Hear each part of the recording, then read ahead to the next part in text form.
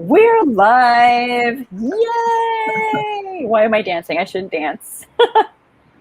Hello, everyone. Welcome to the Latin Experience Livestream. I am your host, Amparo. Hi. If you don't know me, that is your problem. And tonight, I am joined by Jonny Garza Villa. Jonny, do you want to introduce yourself? Sure. I am Jonny Garza Villa. Yay! I am the author of the young adult novel 1500 Miles from the Sun, which looks like this. And Beautiful. it is about Corpus Christi, Texas high school senior Julian, aka Jules Luna, who accidentally comes out on Twitter after getting tremendously drunk at a party. So we're just going to kind of copy him tonight, and we'll see what happens. And also, also like the Twitter crush from LA who slides into his DMs the next morning, and that's that. Yeah. Iconic. This house. Oh, I love the flag. That's wow. I came prepared. I don't have my flag. Why don't you have a Puerto Rican flag? I don't think I actually have. I don't own a Puerto Rican flag. Oh my gosh. Was that that was a stereotype, wasn't it? I didn't include it in the official list.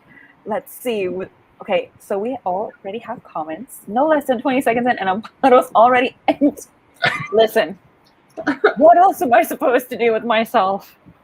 Taylor says, I'm ready to talk about Gregorian chants. Listen. I love me a good Gregorian chant. When I went to Do you?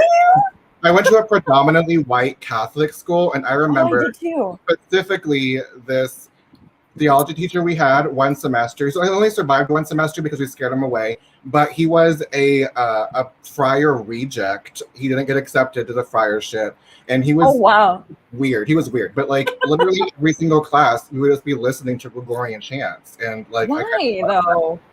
Because he wanted to live his fantasy on bottle.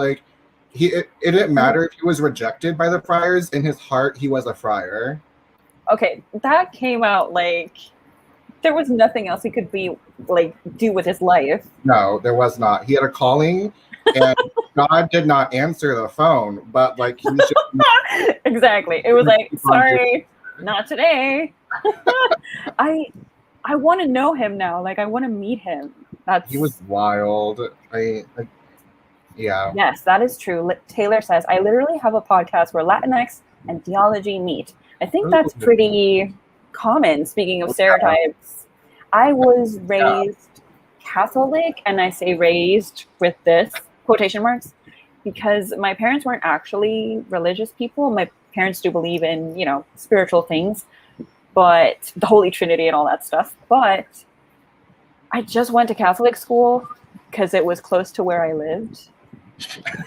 I was raised very Catholic. Oh, really? Yeah, I went to CCD, and I was super. I was super Catholic-y growing up. I'm not anymore, but I was super Catholic-y growing up. Super Catholic-y, yes. I knew that it was not for me. It was not my lifestyle or my personal beliefs when during Mass one day, I asked a very explicitly sexual question to my classmate, and she condemned me to hell. And I was like, okay, well, maybe I should be here.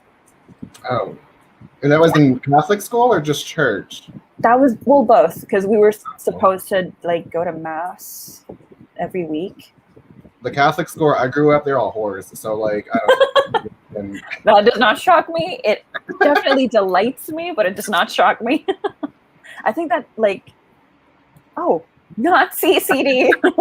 Yeah, I remember our CCD had this whole ass competition of Catholic knowledge, and I won for my class. And really? I go to the CCD knowledge finals. And oh my god. What even is that? What do you test on or compete on? Just random facts. I remember one question was who's the patron saint of animals, and of course every Catholic should know that. Oh my god, I probably don't know that. I don't know that. Like I said, I was talking about sex and Mass. The patron saint of cat people. Patron saint of cat people, Saint Francis of Assisi. Oh, Saint yes, that guy. Yeah. I've heard of him.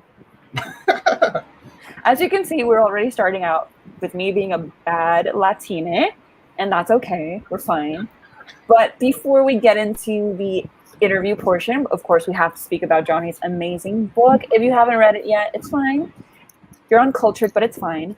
we will be talking a little bit about that and also exploring more of our Catholic past, I guess, and also some stereotypes. Yes, who knows? Who knows? I mean, I'm properly educated in a lot of things except maybe my own culture, I guess. We will know tonight, people. We will know tonight. The entire Latinx culture. You are yes, completely. I'll say, Johnny, I have to know who your saint was if you were confirmed. I was confirmed. My patron saint was Martin de Porres. Oh. He was the first like indigenous priest, but like made a priest. What is it? I don't know what it's called. Like made a priest from the Americas.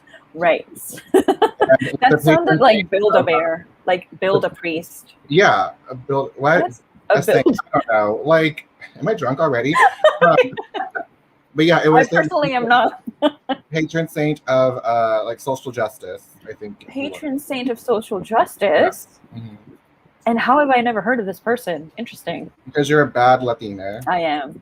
I really am. I need to like remove myself from my own event. But the name behind this specific stream, of course, I wanted to bring Johnny to the channel regardless of what we were going to talk about, because we were obviously going to talk about 1500 Miles from the Sun anyway. But I do believe I explained this at some point. I was watching TikTok, or I was looking at TikToks, and there was one specific video that said something like, oh, I read this one book from a Mexican-American author, and it taught me so much about the Latin experience. And it just sent me reeling, because I was like, what are you talking about? That was a Mexican-American author speaking about their specific culture, and it just gets lumped together. Like every single Latin American country, Latin American cultures, all are one, all become one for people who are not Latinx or just people in general. Like, we're all the same. We're all one. Guess I'm a Bat Latina too. It's okay. I'm part of very good, Sony. I'm in very good company. So yes, the Latin Experience. Yes. Why am I saying it like that? I am not French. I am so sorry. The one singular Latin experience. Correct. Of course. One singular. Only one. There can only be one, Johnny. And I'm already failing at it. And it is like a, what is it called? Like a night terror of just like a human-sized taco at the foot of your bed. What is that, though? Like, can you picture yourself not screaming if you saw that? Well, I would probably die. What kind of like taco it is, too? Like, is it like a Taco Bell one that we're talking about, or is it like a real one? Okay, well, I don't know how to feel about that statement, because I do like Taco Bell. Maybe their tacos could be so much better, but I eat Taco Bell sometimes. I mean, I eat it when I'm drunk, so there's a chance I might just get it right away. Yes, today. Oh, interesting. Oh my God, what is happening? I don't understand anything. Do you know what it says there, Johnny? But, like, I see, like, Pia, so that might mean foot. Right, sure. Let's go with that. Let's go with that. Thank you, Taylor, though. It says, we've already established that Amparo has sleep paralysis, where the spirit of her grandmother comes to visit her. Yeah, but I don't know. What would I do if I saw a taco at the foot of my bed? That's a very good question. I'm a theology nerd. Well, that's great. We are not. But congratulations. This is a very good thing to be. No one's knocking that. So speaking of nerds, see how I segged? See how I did that? That was something. That was something. I don't know what it was. So our chat tonight is all about experiences and the stereotypes attached to identity. How would Jules define what identity means to him? I really love this question because, like, I've had to be thinking, like, specifically about this exact question for, like, reasons lately. And, like, for reasons. For reasons. And I think, like, I feel like experiences specifically are probably how Jules relates to identity. Like, whether it's his dad teaching him how to play soccer, or like an abuela teaching him how to cook Mexican food, and probably specifically that because like Jules loves cooking, or like visiting family in Matamoros, or going to quinces, like just all of those, and like probably just define what he sees as like Mexican or Chicana or Tejano. And like I think even more so those things that come from spending time with others who share his culture, like are what he probably defines as like what he thinks as Chicano or Mexicano. Yeah. And also, Adri is suggesting that there might be a sequel in the works. Only St. Francis knows. Only St. Francis knows. He is mentioned actually in 1500 Miles from the Sun. Yes. I think. I don't know anymore. We don't know what happens in our books. At one point he was, so like he might. Oh. Maybe make the sequel more Catholic. Maybe. I mean, it would be plausible. It would be plausible. Absolutely. Oh my gosh, nothing should be more Catholic. Just saying. All right, so we can't forget about Matt, though. I love Jules. If you have not read 1500 Miles from the Sun yet, you will be meeting Jules, but you will also be meeting Matt. And in this case, how did you approach Matt's personal journey towards self-acceptance in ways that contrast with Jules? Because they're very different. Yeah, that was one of my favorite things about the book, the fact that Jules was kind of like a raw nerve in the sense that everything was a lot.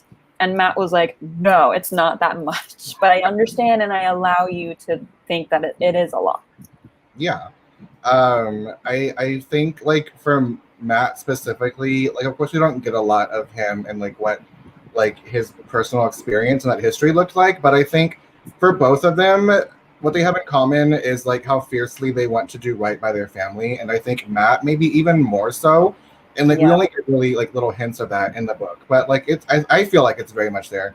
And like if I was to imagine what Matt's own coming out journey might have looked like, there was probably a lot of consideration on how his family would react. And like, of course they're great. And like he has his bisexual older brother and a lesbian older sister who like in particular were able to help him through that. But like I don't know. I could probably ponder on like what that backstory looked like for a long time, and I don't think we have time for that. But, like, no, we do have time. We do have time. You know, like it would have to. I could go on, but like I knew I wanted it to be easier, like and maybe even like ideal, and even especially because like I bring a lot of like cultural aspects into Jules's own coming out and like how coming out affects you as like specifically a Mexican American person. And like I didn't want to do that in a culture I don't belong to, and like you know, and those kinds of things. So like without doing that, I was just like, I'll just give him an ideal experience, and also it kind of just fits his personality, and like let's see how he works with it. And also I feel like that's a lovely balance, as you say. Let's just have my main character goes through these struggles specifically tied to his specific culture. And then the love interest is his exact opposite in a lot of ways. And that will include the fact that we don't see so much of his identity tied to just his culture. And I feel like it was so beautiful to read about two people falling in love, but one was clearly miles ahead, not to, you know, be redundant, but like be miles ahead of him in terms of how he views himself, he views his sexuality, and how he just feels more comfortable in his own skin. Yeah. I mean, I don't know personally how, if I were Jules's age right now, how I would react if someone came at me like, I'm very interested in you. These are the conditions or the terms. Who does that? A lot of people do that. But like, who does that? Like, I mean, I guess it could be weird. Like, that was weird. That was definitely weird. But like, if it like an actual like mutual crush that you already had, like just in there, like I think that like was what made it different. Yes, and like, more beautiful to look, like not look, but like to witness. Because a lot of people, for example, you know, when we're teenagers, a lot of the times we have one-sided crushes that are not returned. And it's just beautiful to see someone who was very young, but very wanted. And it was just mutual. Like it was pining-ish, but it was mutual. Like there was no doubt in anyone's minds that Matt was very interested in Jules. And it was not like, I have an ulterior motive to this, or I'm just using you for this, you know? Which I think is also a lot of the times what you see. More so when you're growing up, you discover these whole like ulterior motives in these dynamics. But for them, I really just love that it was not like that at all. Yeah. Oh, so cute. So Adri says Matt's culture is pushing the in and out agenda. Literally. I don't see anything wrong with that. I do, but it's okay. I mean, I've never had In-N-Out, and I've never had Whataburger. Wait, how do you pronounce it? Whataburger? I mean, I grew up saying Waterburger, like Water. Waterburger. Like it's a burger made of water. Yeah, everyone. like, and I feel like it's just like how we say. I mean, I don't know. People probably say it Whataburger here. Whataburger. Okay. That just sounds too proper. Like Texans don't speak proper. Like we just say.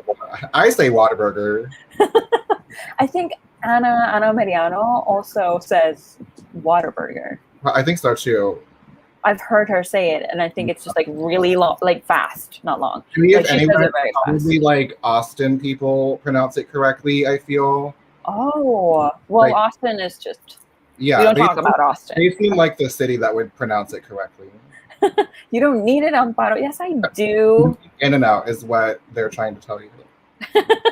The In-N-Out is the one that I've been exposed to the most because of the entertainment industry. A lot of people will talk about In-N-Out, like their cheat days or like In-N-Out stuff, or yeah, like is it In-N-Out that has like the animal styles? Yeah. Animal style? What is that? I think Audrey might know what it's made out of, but it's just some kind of weird sauce thing, and I think there's also like grilled onions involved in there too. Okay, that does sound delicious though. It, like, again, when I had it in California, it was really good. When I've had it here, it was trash. Oh, that's a heavy word. It was trash. It was trash. Okay, well, we're just gonna quote Johnny from now on. It was trash. I'm never going to Texas and eating Whataburger there. I will eat it. I'm sorry, not Whataburger. In-N-Out. In-N-Out here. No. Okay, I won't. I will literally seek it out and be like, let us see. And I will then go to California and compare. It will probably taste better in California anyway. Yes, correct. So romance is often considered frivolous and, quote, lesser literature than other genres. What would you say is the role of love stories for Latinx readers in general and for you specifically? I think that like we're just so often typecasted as Latinas. Like so much of the time we're given the job of like being the chaotic, funny, loud side character, or like if it's a love story involving a Latina, like the odds are it's just some white person's love interest and written by a white person. So like, or at least a non-Latina white person, and like that's not even so like it's just probably not even going to be well written.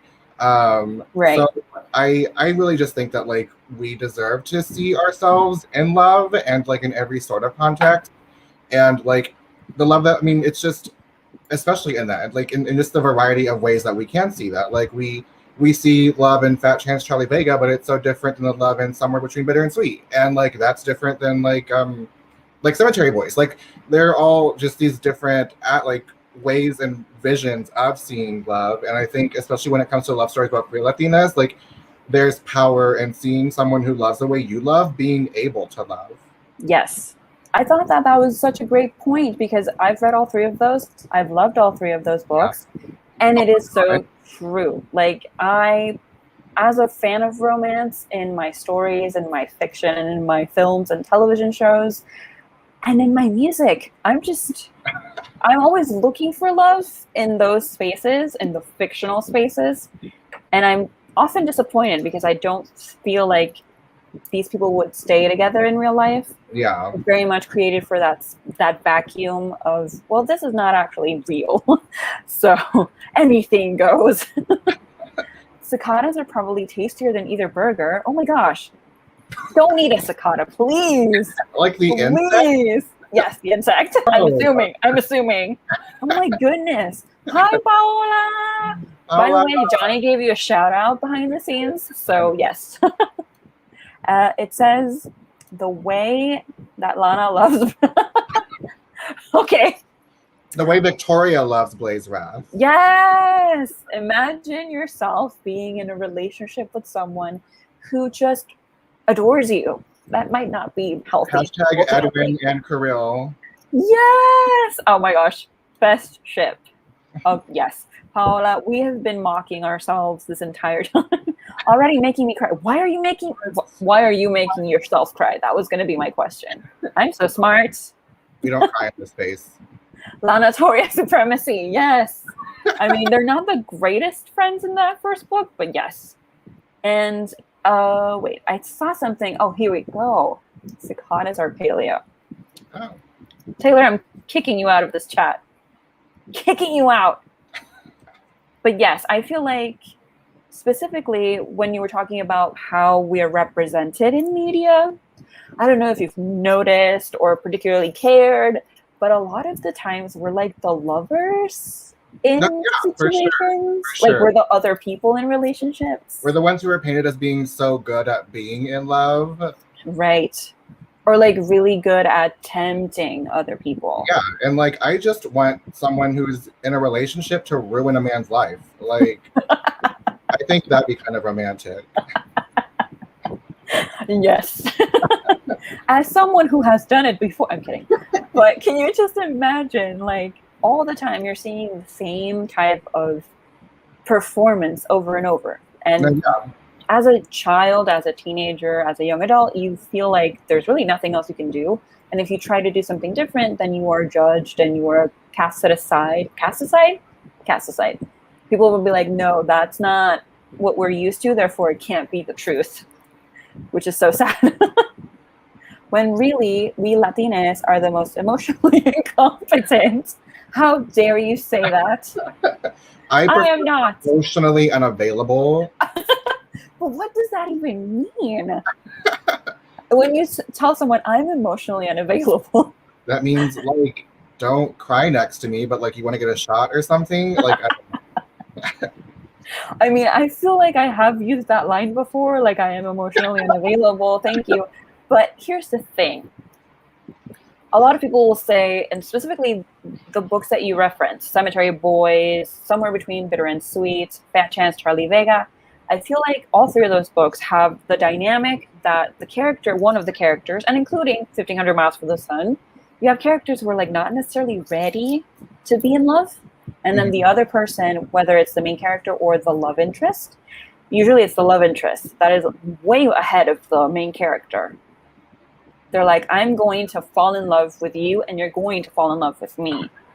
But not in like a creepy, I'm annoying stalker way. No, yeah, we can kind of like way. Yeah, it's a cute way, which is very strange to say. But I don't know. I feel like the media has represented Latinx lovers or Latin lovers as some of us. I mean, I literally grew up like elementary school. I remember seeing like Chayanne and Ricky Martin, like all of their songs, and people would just lose all of their marbles, like all of like their chill was gone. Ricky Martin, because it was like, oh my god, they're so hot. Like that's all they would focus on. And I'm like, is that what we are? We're just hot? We're just pool boys to white eyes and bottle. Right. We're just pool boys to white eyes. I love that. Wait, Adri says, I mean, of course we are. But like, when are you not? We just had to mention the title and like literally something. Yeah, it's like, it's a little bit of like a shout out and that's it. I mean, I'm hot, but I have a heart. Okay. That. And standards. Real, recognize real. Yes. I feel like if you have, by the way, standards, a lot of people are like, oh my God, respect yourself. I like this person. No. You have to respect yourself. And that's something that I think that in 1500 Miles from the Sun, we see Jules struggle with, do I deserve this? Do I deserve this type of love? Am I ready for this love is one question. And then if I am ready and if I do accept it, will this person truly deserve me? Am I worthy of this respect? And it's something that is so beautiful to see developing because you're all the time as a reader, you're like, yes, you deserve it. What are you talking about? Just do this already. But then, of course, as an adult, you also struggle with those things. Maybe not all the time in every relationship, but there are moments where you're just like, wow, this is really good. This is a really healthy relationship. This is a great person. Am I okay? Oh, yeah, for sure. I mean, yeah. That's what we're here for. We're making everybody soft. It's soft hours. Oh, that's disgusting. All right, whatever. So you've previously mentioned how excited you are to share a book set in South Texas. What are some trademark South Texas aesthetics or vibes you'd love for readers to associate with your debut, or your debut with? Selena, like just in general, first and foremost, Selena keeping me up. Yes. Like, that's the answer. Speaking of standards. You know, we don't have time for that. But I don't know. When I think I am very much. When I think of South Texas, like I envision like this middle of the Venn diagram where one circle is Texas and one circle is like northern Mexico, and I wanted something that kind of felt that way, that kind of felt both in between two places, but also as its own unique and definable setting. Yeah. And I think like ultimately, the one thing that I really love for readers who've grown up in like the Corpus Christi area is to have that sense of home, and that like the images of like the one Shoreline Plaza towers and like McGee Beach and the Selena statue and the two-story Whataburger, like, and all these vibes just like are there and come to mind. And do you feel like without them you would be a completely different person? Probably, yeah. Like, are they so like we're like a product of our environment, and right. So like, I mean, I don't know what I would be obsessed with if it went. I mean, I'd probably find something else to be obsessed with if I grew up in like Dallas or I don't know, El Paso or something. But yeah, like I feel like it's its own very unique environment to where like, I mean, even like words and phrases like just kind of come from there and like see their way up. Yeah. I mean, I've been to Texas. I've been to Dallas, but only the airport. And that was an experience. I was like, well, I've been to Dallas several times, like the airport. I've been to Austin, like, and I've actually gone out. Like, Austin's cute. I love Austin. I've been out in Austin, yes. Yeah. But Dallas was just like, I felt very much like I was being watched. I was like, I'm being watched. I mean, you were in an airport, so probably. Yeah. Like, probably what was happening. I was like, people are watching me. I must leave this airport. That's literally their job. It's literally what they're paid to do. Okay, so it says Dallas Airport is the second world in a portal fantasy. Let's say that I felt that way. I felt this. Oh my God. I felt this entirely. Dallas is another world. Listen. I went, actually the last Pride I went to before the pandemic was Dallas Pride. And it was so fun. And I actually do have a soft spot for Dallas. And like, I mean, I got plastered at Pride 2019.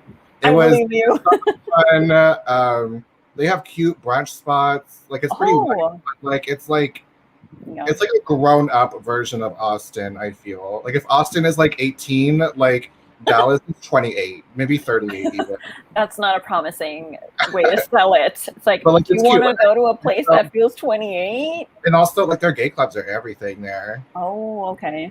That's good though, because I feel like growing up here being Puerto Rico, I'm like, here, I'm in Dallas right now. In the computer. In the computer. In the internet.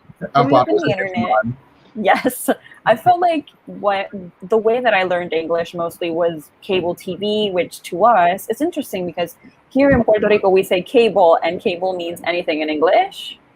But in the States, you say cable and it's like specific channels instead of like the entirety of your offering.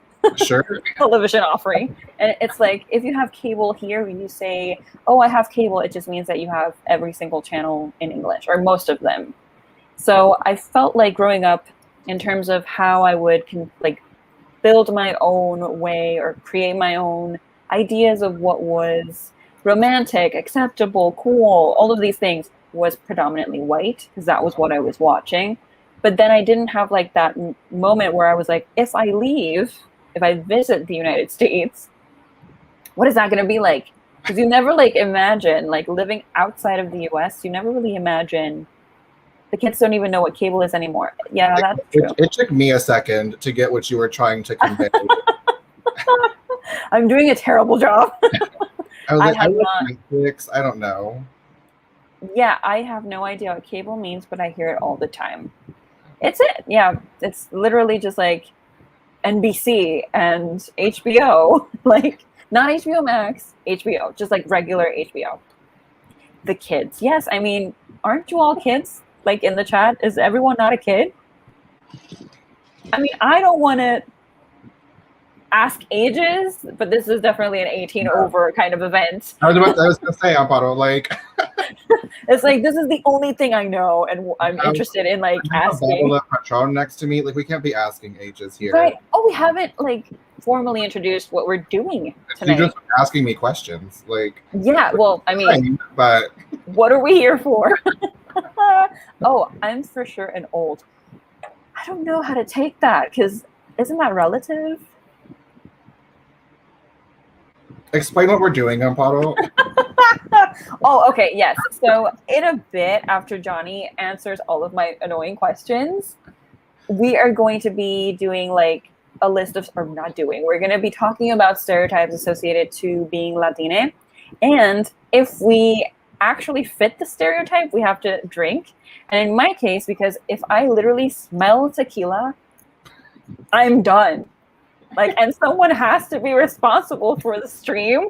So I am only going to be having some wine. And this is actually Latinx wine. This is from Chile. So I feel really Latina tonight. This is Cabernet, everyone. Cheers. And also, if you're drinking as well at home, join. Jonny, what are you drinking? I'm drinking, hold on. There's like an ice stuck to it, but like I'm drinking Patron. That is miraculous. I love that.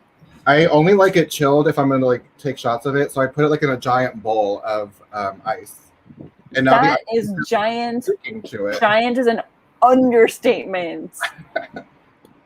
Wait, I missed this. Adri, I just don't know if cable in USA means the same thing as having cable in MC. What does it mean in MC? Oh, now it's a whole conversation. I need to know. Look what you've done. That's good. That's good. I like starting things. I like ending things. Okay. It says, oh, love this. Cheers. Salud, dinero, y amor. Yay! No amor for me, but yes. What does it say here? Oh my God, the glass is so full that would have me sloppy drunk. How else do you drink wine? If not putting the entire bottle in a glass. That's like a third of the way down. You're fine. That's not that much at all. No, not at all. Everything about that presentation was so unreal. It really was. Like, Jonny truly served us tonight. Absolutely. So let's get into these. By the way, if you have the chat right now, if you have any stereotypes, questions for Jonny, questions for both of us, please share. But I think everyone's just going to make fun of us, which is fine. That's fine. I'm okay with that. I'm perfectly okay with that. All right. So, yes. So we've seen how non-Latinx people generalize and oversimplify Latinx cultures into one giant stereotype, which is the point of this entire event. What would you consider the biggest misconception about the so-called Latin experience? I would say that Mexico and Latina are the same thing. Like, especially in like a negative context, like they're just so like if you think of like Latina, like automatically it's just Mexico and what Mexico's doing, and like when usually it's not even their business of what's happening, and so like. I would just love to see some white people literally name 3 other Latin American countries besides Mexico. Like I would love to see the aneurysms that would happen from that. They would struggle. I don't know if you've ever seen, there's like a series of videos that I don't remember the name of the channel or the name of the people behind this, but they would go to different campuses and they would ask the students like random questions. And one of the videos is like, name 3 countries whose names start with the letter U. And they would never say United States. Like they would just never. I honestly didn't even, that wasn't even, I thought of like the Ukraine and like the United Kingdom, but like the United States was not one. I don't perceive the US. Well, I think it's because a lot of, and this is something that here in Puerto Rico, there's like a lot of discourse about it because people in the United States say America. And America is not a country. It's a collection of countries. Why do I do this when talking about Latin America? Latin America is a collective. But usually people in the States will say, I'm American, which is true, but what they mean is I'm from the US. And if I say I'm American, people will be like, of course you're American. You live in Puerto Rico, which is part of the US. I'm like, no, that's not what I meant. I'm Latin American, but that's okay, fine. Or if someone from Costa Rica says I'm American, people are like, no, you're not. And it's like, well, yeah, kind of they are. Just not like from the US. And I feel like a lot of that is, oh, look at this. America is fake. America is fake. It's not a real country, people. America is fake. Or like, it's not like the name of your country, I should say. United Statesian. A lot of people do use that. EEUU. Jokingly. Yeah. United Statesian. Uruguay. Yes. That's another one. Yes, I immediately thought of Uruguay for obvious reasons, but also the UK, as you mentioned, and Uganda. Oh, yeah. And then I was like, that's it. That's all I use. The And then very first one I thought of was Yugoslavia, but like that's a lie. So I realized that was incorrect. Yes. Oh, this is a good comment in terms of stereotypes as well. Cuban food, Mexican food, Costa Rican food, or any type of cuisine within Latin American cultures, a lot of people conflate it all into one big spicy stereotype. It's like one giant enchilada with like a jalapeno on top of it. Yes, it's like everything has to be burning hot. It's like, oh, Paola is absolutely clowning you right now. I mean, did it not? That's how I see it. So that's how Johnny sees it, and that's all that matters. Why are you leaving? No, it's fine. Oh, United Arab. Yeah, Emirates? I thought of them too. Emirates? Am I saying that right? Emirates, yeah. Emirates. Probably. Isn't that what your first book was? Yes, well, part of that. Dubai is part of them, yes. I don't remember. I think it was actually a conversation that we had with the copy editor because I kept calling Dubai a country. And my copy editor was like, it's part of the UAE. You need to kind of like be aware of that. And so it is like something that you should reconsider, like using the word country all the time. And I'm like, okay, fine. But yeah, it was just like, it's interesting. It's interesting to see how people just will not immediately default to things that they should know because they're like, oh, that's not my reality. And it's like your country starts with a U. It's interesting. Actually, I think that entire video was about geography. Like name a country name a country with two letters, or not two letters, two words. And it's like Costa Rica, and it's like someone said Buenos Aires, and I'm like, I'm leaving.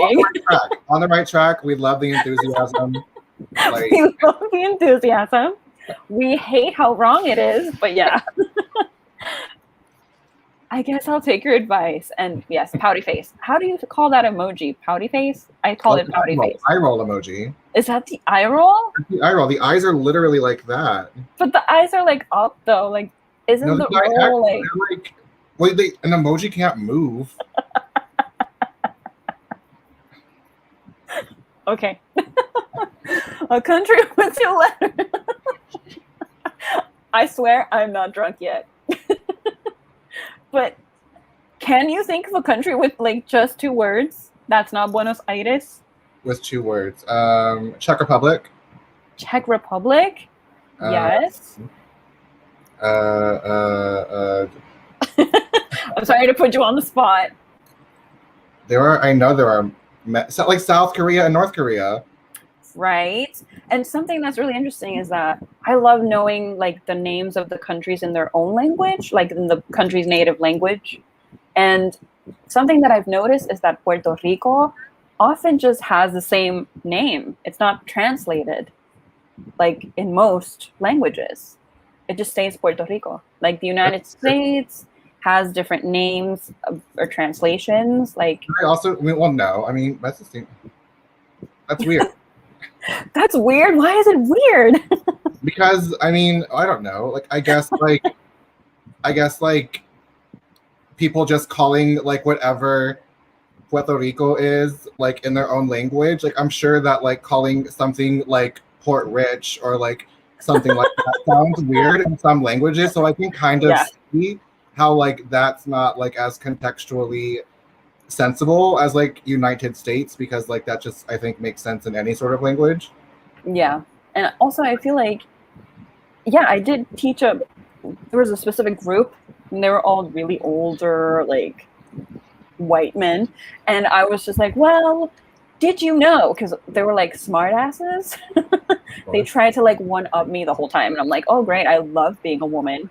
And it's just like all of them trying to like one up me all the time. And I was like, well, let me just ask some random questions that have nothing to do with ESL just to shut them up. And I did that often and it worked. Borinquen is the only other name it could be, right? Well, this is the Aboriginal, how it's pronounced in the Taino language.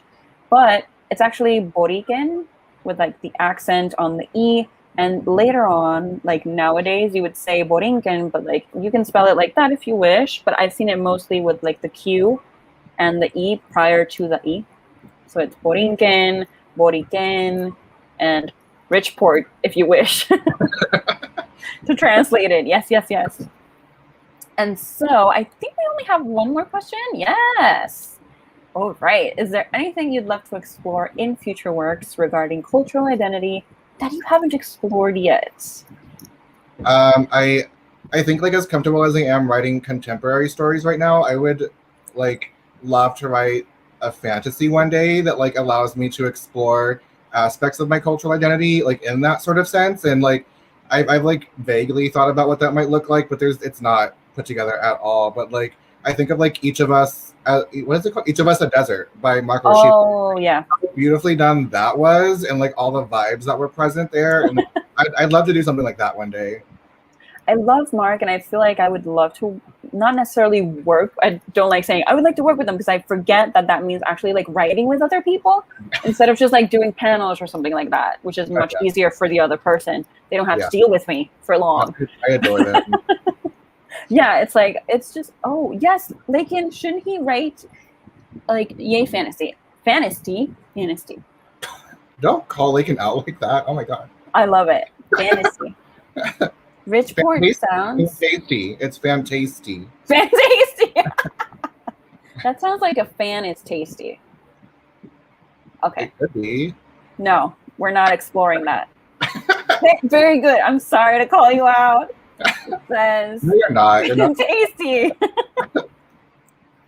Fantastic and fantasy. That's correct, Lakin.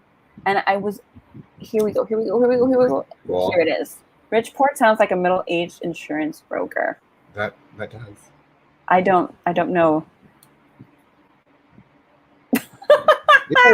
Okay. Paula, what are you gonna ask? What are you gonna say? I cannot do anything until, oh, this is so sweet. I love you both so much. Well, we don't care about you, so bye. Bye. And it says, it's a new genre. Correct. Correct, Lakin. By the way, if you have not read Somewhere Between Bitter and Sweet, you need to fix your life. You need to do something with it because you are uncultured, uneducated, and we don't like you. And it's the Latin experience. Yes. I love that Mark really said, what if I put 2 Latina sapphics in a desert? And that's the book. And that's the book. I mean, I feel like we need more sapphics in deserts because it's something that I personally don't see a lot of. Just in an environment you feel that they would do pretty well in. Gays seem more tuned to like rainforest environments. Sapphics are where the desert is. I would like for you to explain that statement because I don't get it. You need to get to the stereotypes. Yes, like GBBO, but in a fantasy world. Is that the Great British Bake Off? Yeah. Can you? I would read that. I would read that, absolutely. I would never. I have never seen the Great British Bake Off, which I think is.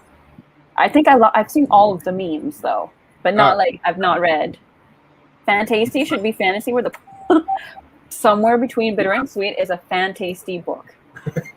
I mean, it's a contemporary fantasy book, but it's a contemporary fantasy book, and also, by the way, the War might be able to fit in there with all the heart lead they're drinking. Who? In Cryer's War, how they drink all like the rock heart lead. I haven't read that book. That's kind of foodie, I think. Okay, well, that's interesting.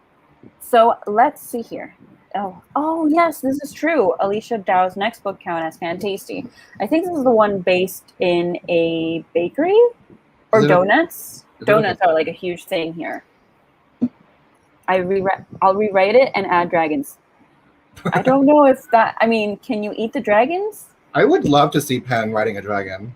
Yes. Like, that would be the energy that this world needs. I feel like Xander would fall in love with her more, like faster, not more, faster. Even though it was pretty, there would be no bigger simp in this entire world than Xander seeing. It's like, oh my god, a person that awesome exists. That would be great.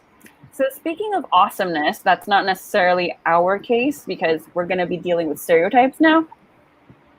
I have a couple, but if you in the chat feel like there are some that we're missing, and I did miss a couple just to do it on purpose. Or Johnny, if you have any stereotypes as well that you would like to add, you can eat their eggs. What is going on? Like now we're just eating dragons, which fine, I guess. Don't eat the BLAZEWRATH game's dragons. That's mean. But yes, the Fantasty book that Lakin is now writing should be considered a Fantasty book. All right, so let's get into the stereotypes. We have to drink if we fit into any of the stereotypical Latinx behaviors. So, are you prepared? Mm-hmm. Yay! All right. Okay.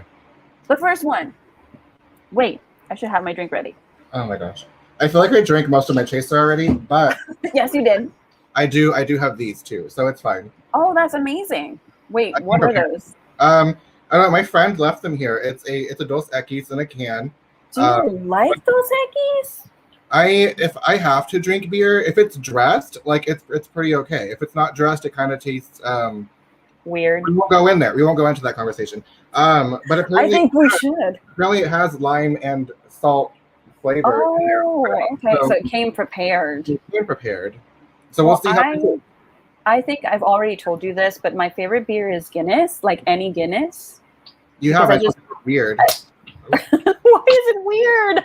So, like, dark beers are just so heavy. Like, how do you have a time drinking a bunch of dark beers? But that's why, for example, like in one evening, I went from Guinness, my comfort, to like Modelos, and I was just like, so, like, I felt so empty. I was like, I can't do this.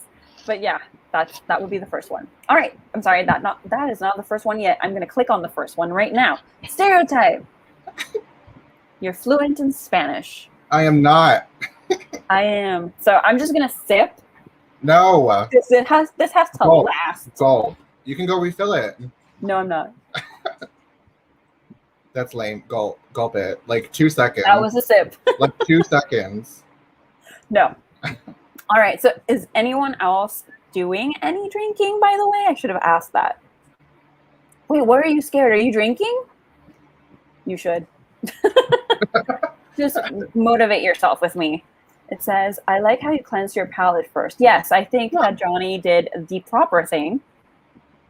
Oh, cheers. Yes, cheers. Cheers to everyone. All right, so let's do second stereotype. I already fit the first one. Spanish actually is my first language. As I mentioned earlier, I learned English via like entertainment things. Like, did you know that the first movie I remember watching was The Wizard of Oz? That's cute. Is it? I feel like that was probably one of my earliest movies. Like, I literally learned how to say the word yellow because of The Wizard of Oz. That's like a weird fact to remember. Yeah, it is. Watching The Wizard of Oz, but like just watching The Wizard of Oz itself is not a weird thing.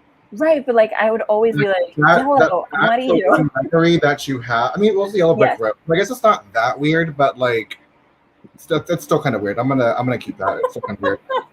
You're gonna just call me out. That's awesome. It says water here. Someone here's gonna. All right, sure. We're just admitting that we're not home. Mm-hmm. You really just should have sent Audrey the stream. The stream, yeah. Okay. Well, guess what? That would not be fun. Imagine if the stream glitched because I was drunk. Imagine. How do those two things even correlate? I don't know, but I've done it before. All right, so here we go. Stereotype. You're an extrovert / life of the party. I can't drink it. I'm not an extrovert, but Neither am I. I am a Sagittarius, and so I am the life of the party without having to try. And so I'll And so yes, now Jonny gets to drink. I don't, because I'm a Capricorn, so that doesn't mean anything. You're sitting and judging everyone and like putting, you're like for running sure. the entire party and an Excel sheet on your phone. Yes. Well, no, actually, I don't know how to work Excel that well. Well, then, I mean, that says more about you than being a Capricorn. Than Capricorns in general. Yeah. But that's fine, because I feel like being a Capricorn is not a personality trait, truly. Wait, what was that? Tahine. Oh, okay. Here we go. Yay! Why am I cheering? I'm so strange. All right, it depends on the context. What depends on the context? And Sagittarius in the house. I'm telling you, Amparo was pre-gaming. It's fine. We don't have to elaborate on that. I'm the one at parties in the corner with the house owner's dog. That is very specific and also very relatable. I love that. Do you remember that? I can't remember the name right now, but the Alicia Cara song. What was it called? Alessia Cara? Yeah, what song were you talking about? The first song that she put out. That Behind Your Beautiful, whatever the hell that song was. I don't remember the name, but it's like she's at a party and she like wants to go home. Like literally, that's the concept of the video, the concept of the song. It's just her. She wants to go home, and that's how she like got super famous. Being a Libra is my personality. Try and take it from me. Well, I'm a Libra. I would like to take that from you. Yes, I'm a Libra moon. So 3 sips and she's already gone. I only had 1. What are you talking about? I was trying to make her do 3. Yeah, it was just 1. Don't get so excited. All right, next stereotype. We ready? Let's go. You love spicy food. Shit. I do. I love spicy food. Here we go. Sip. Ooh, my lipstick isn't showing on the glass. That's good. I'm proud of myself. Makeup goals. All right, so it says, kind of, I love dancing, so I'll dance. But chatting, it's out of social anxiety. I feel like it's just hard anyway to connect with people. Sometimes, the song is Here. That's the title. That's why I couldn't remember it. It's very simple. I just know like a couple of them because I was forced to do a couple of Alessia Cara songs in drag, but I don't remember what the songs were called anymore. Oh my god! But did you enjoy the experience? Yeah, at least the first one I did. I don't really remember the second one. But the first one I did. I was dressed up as the devil. No recollection. The first one I was dressed up as the devil, and that was kind of fun. Oh, that's not interesting. Specifically because of the song. It's totally different. Like this is like not even part of. Those do not relate at all, but they just happen to like intersect. Okay. Spicy food, no. I love well-spiced food, but super spicy equals heartburn. I mean, look at Lakin. I'm a bebe. No spicy food for me. I mean, I feel like this is important to talk about because a lot of Latinx do not enjoy spicy food or can't eat spicy food. I always felt like I was supposed to like spicy food or I wouldn't be a real Latina. Actually, you don't have to like anything specifically to feel like you're part of your own culture. And I feel like there's a lot of gatekeeping within our own communities, which is unfortunate. But I definitely feel like spicy food is not a prerequisite for the Latinx heart. No spicy food. Like chiles come from a very specific part of like Latin America. Like it's not like it was all over. It Yeah. There's people who can eat it like all the time. I genuinely love spicy food. It's the best. Yeah, but some people will be like, "Oh no, that's really spicy. You shouldn't eat it." And I'm like, let me just try it a little bit, and then I eat the whole thing. You do you. Exactly, you do you. If you don't like it and the spiciness, then don't eat it. Yeah. All right, next stereotype. You come from a huge family. What does this mean? Like, what is the? You have a lot of family members. I personally do not. I have my parents and my brother.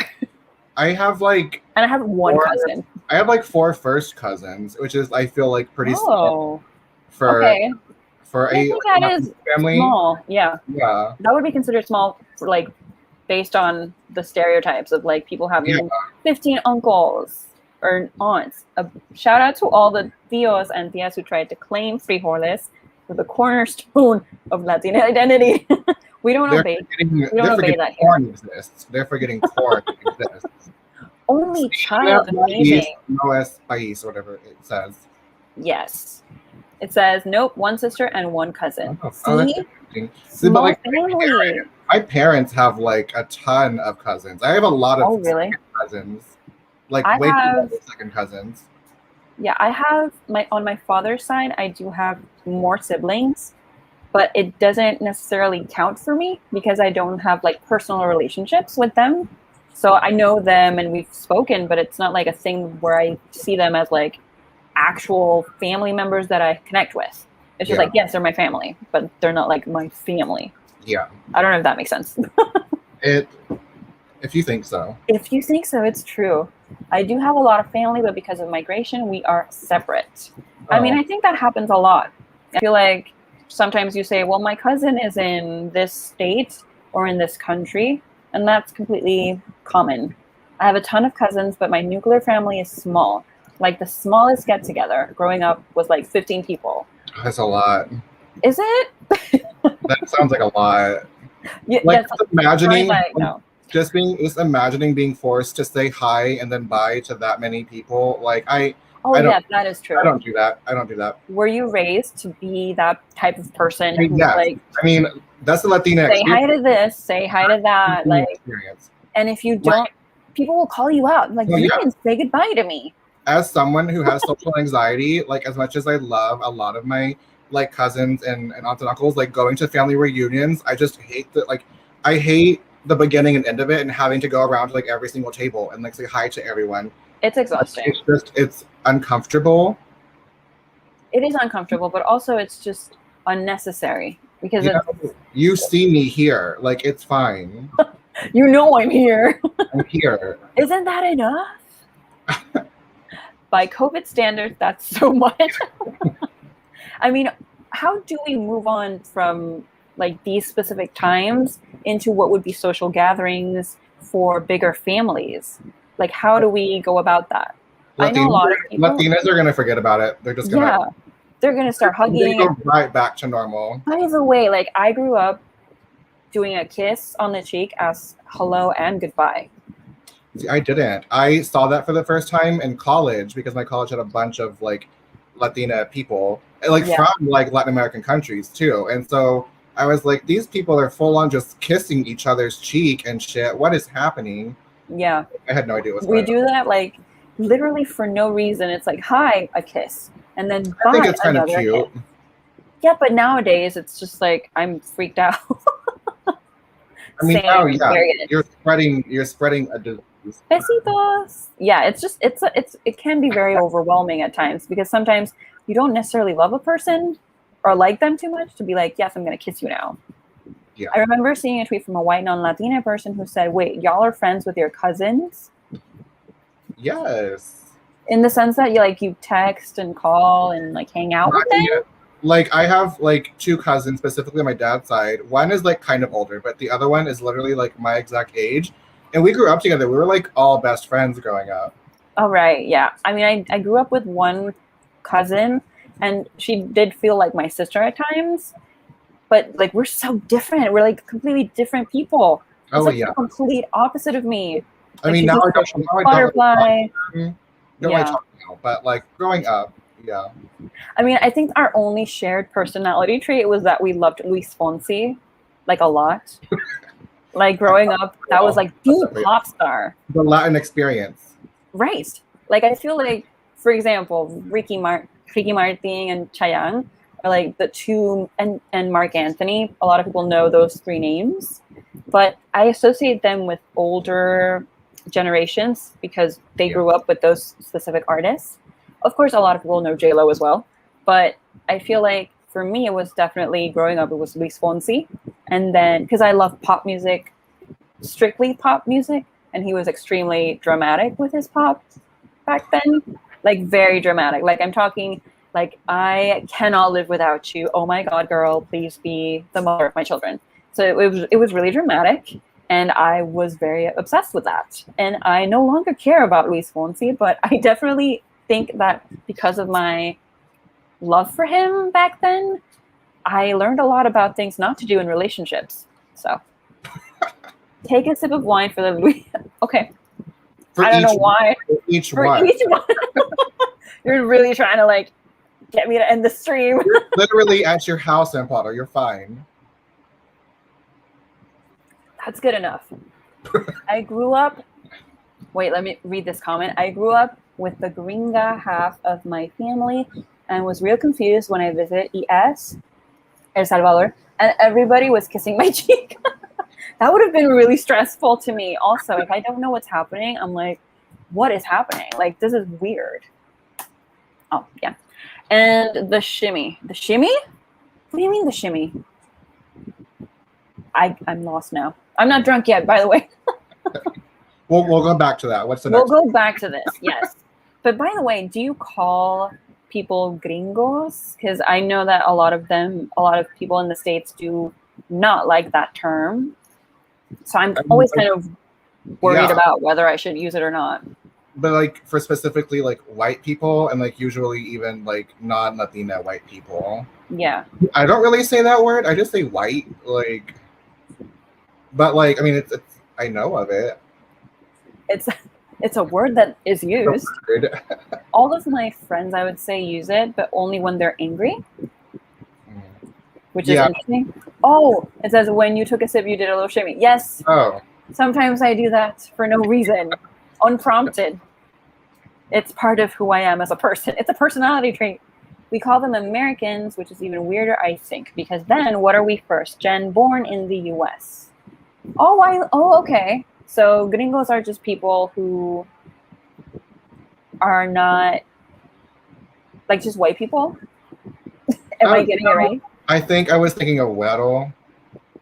I've heard that word a lot also. I feel like I hear güero more than gringo, at least personally speaking. I can't speak for like all of us. Yes. The entire Latin experience. We say gabachos. I've never heard that one. That's a good word. I actually have never heard of that one. I thought it was always with a B, but like I like this. What, is it like does it mean the same as gringo? I feel like it probably does. I've never heard it in my entire life. That's amazing.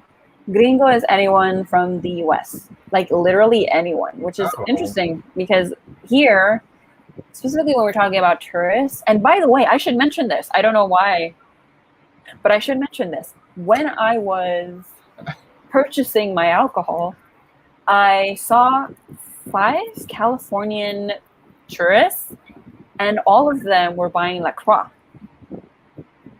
I mean, I've never seen that with my own eyes. You've never seen someone buying La Croix? Not an American person. Really? Never. I mean, they were probably gay, but like people buy La Croix. I know that people buy La Croix. I've seen them here, like Puerto Ricans buying it. Not a lot, but I've seen it. Yeah, I've seen people buy it. I don't understand the concept of it, but I've never had.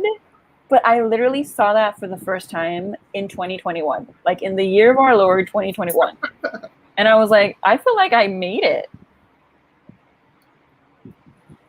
It's popular here in Florida with hippies.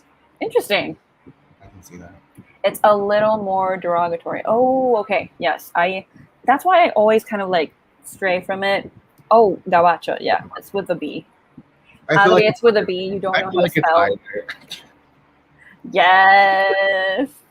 Oh, that's interesting. It says La Croix tastes like it was made in the same room as the fruit. No, like literally, like like La Croix tastes like carbonated water that you just said like lime like into the carbonated water. You like say the word of the fruit and then like and it appears. And that's it. Like that's all they do. I have no like idea what it tastes like. Try it and you will see. Like it tastes like someone just spoke a fruit into the carbonated water and then just handed it to you. I don't know if I want to do that. I don't know if that's something that I should try in my life. Yes. All right. So next stereotype is You love chisme or gossip. I'm a drink to them. I feel like I don't really care. I don't really care. You don't care about gossip? I don't care what's happening to other people. Like, well, here's the thing. A lot of times it just comes to you. Like, it just makes its way into your life. No? I mean, that's not like... like, I'm usually ignoring my friends. Like, if they're talking, I'm probably ignoring it. And, like, they know this. And so, like, you know, I don't really perceive chisme. You don't really perceive chisme. But that's interesting because... Unless it's like, unless I'm the one, like, talking about it. If I have the chisme, then yes. Like, everyone listen to me. Like, I have a point to make. I have the tea. Like, here we go. Yes. And I feel like, oh, it says, Johnny says no when you know their DMs are full of publishing chisme. Well, that's what I was going to try and get to because... different. That's different how? It's chisme. Because again, it's me telling that to y'all. It's not me listening. I don't care about other people's chisme. Like, I care about telling people my life. Oh, I get it. Yeah. Because it seems far more interesting to me. I mean, it's not like I'm actively seeking people to tell me anything about themselves, but I think it was Julie Dao, author Julie Dao. Shout out to Julie Dao. She is not Latina, but shout out to her anyway. I feel like she was mentioning this, like, oh, I think I have this face that people just like come up to me and tell me their personal stuff, like their business. And I feel like growing up, I was that introvert that just hung out with people. Like, they sometimes might not even know that I was there, and they would just talk about their personal lives, and I would know so much. I had so much power and no power at all because I had nothing to do with it. Like, I had nothing to do with that information. I couldn't do anything with it. Yeah. So, chisme is chisme. I agree. And it says, publishing chisme is inescapable, to be honest. I'm a chisme magnet. That's it. Yep. The person checking me out at the grocery store will literally tell me, unprompted, about their divorce. Oh my gosh. That's awesome, though. Hungry. That's good for a writer to have because you can just use it in your books, no? I mean, I just don't like that information. It being unprompted. And I feel like most of the time my face will tell you, like, why are you giving me this information right now? Like, why are you talking to me? Yes. I really wish I can go back in time 45 seconds and not get into this specific line at the grocery store. I'm so happy that I'm here. No, I'm not. Because of you. I feel like that happens a lot, though. That happens a lot. All right, next stereotype. You own chanclas. I don't, actually. You don't? No. Oh, cheers. But I feel like chanclas are... I mean, a lot of people just say flip-flops. Yeah, like flip-flops. But like sandals. Or sandals. That's like the proper word. By the way, yes, cheers. There. So I feel like, let's see. Does anyone have chanclas? I do. Okay. You got a bunch here. I do. I'm wearing them. This is great. They are easy to wear. They are. I actually like slides more. See, I went and chanclas. Yeah. Yeah, I love. Do Crocs count? They do not. No. They do not. Although we can open up a different debate about Crocs because I know people who are against them. You've killed a spider. Oh. That's good. That's handy. I used to stone lizards as a child. I would just throw stones at lizards because I was a, hostile child. Anyway. Right, yeah. Yes. So people do own chanclas, but I love slides more. And I feel like it's because they're more comfortable. Like I can just walk around. They're easier to take off than a chancla if you're trying to kill something. Not the lizards. Well, yeah, they're dead now, so who cares? Even if you hadn't killed them, like they'd be dead by now. They would be very dead. Although, what's like the normal lifespan of a lizard? Does anyone know? We don't have time for that. What is the regular lifespan of a lizard? Things we ask when we're slightly... Sports mode, yes. Putting Crocs in sports mode. Is that a thing? It's a thing, yeah. You put Crocs in sports mode. It's when you put like that little thing, like that little. Oh, you put it like on the back to hang to hug like the back of your heel. Yeah, that's when it's that has a name. I mean, it's called putting it in sports mode. I don't think it's official. I think it's more of like a Gen Z thing, but like it's so when you're running, like they won't fall off. Oh, interesting. Wait, Yeah. but who's running in Crocs though, and why? Track stars. Tracks. Oh, okay. Well, fine. Are slides another word for flats? They are flats, but they have like this part in the front that cradles, or not cradles, but like is completely covering the top half of your foot. It's not like that little cross thing that just comforts, or not comforts, but is between your toes. This one is just like completely covering the top half of your foot. Like a thing. It's like a long, yeah, like a thing. It's like a strip, like a really like a strip. It's a strip that goes on like top over of your the foot. width of your foot. Yeah, it's very important that it actually fits you, because you can lose those very easily. Don't run Very easily. Yes, don't run in them. I learned something new. Well, that is what we're here for. It's actually not what we're here for, but yes, you're welcome. Education. Those are what my grandpa always wore. I think I do see people wear slides a lot with socks. Is that like common in South Texas? It when I picture that, I pictured like jock high schoolers. Right, but which wearing like Adidas like slides with Adidas socks. Did you know, I learned the other day, speaking of education, did you know that we mispronounced that word, that brand name? Because it's like a German word. And by the way, there were two brothers who like founded that brand, and then they had like a falling out, and the other brother opened his own brand, and it's Puma.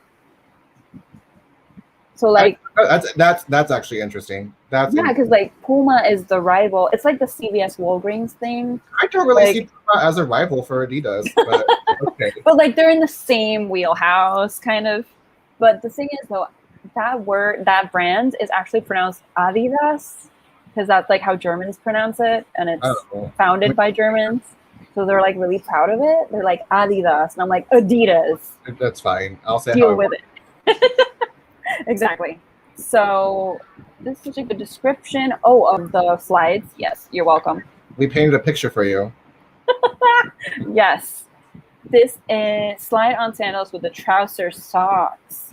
A lot of people wear socks. That's the old person wearing them, yeah.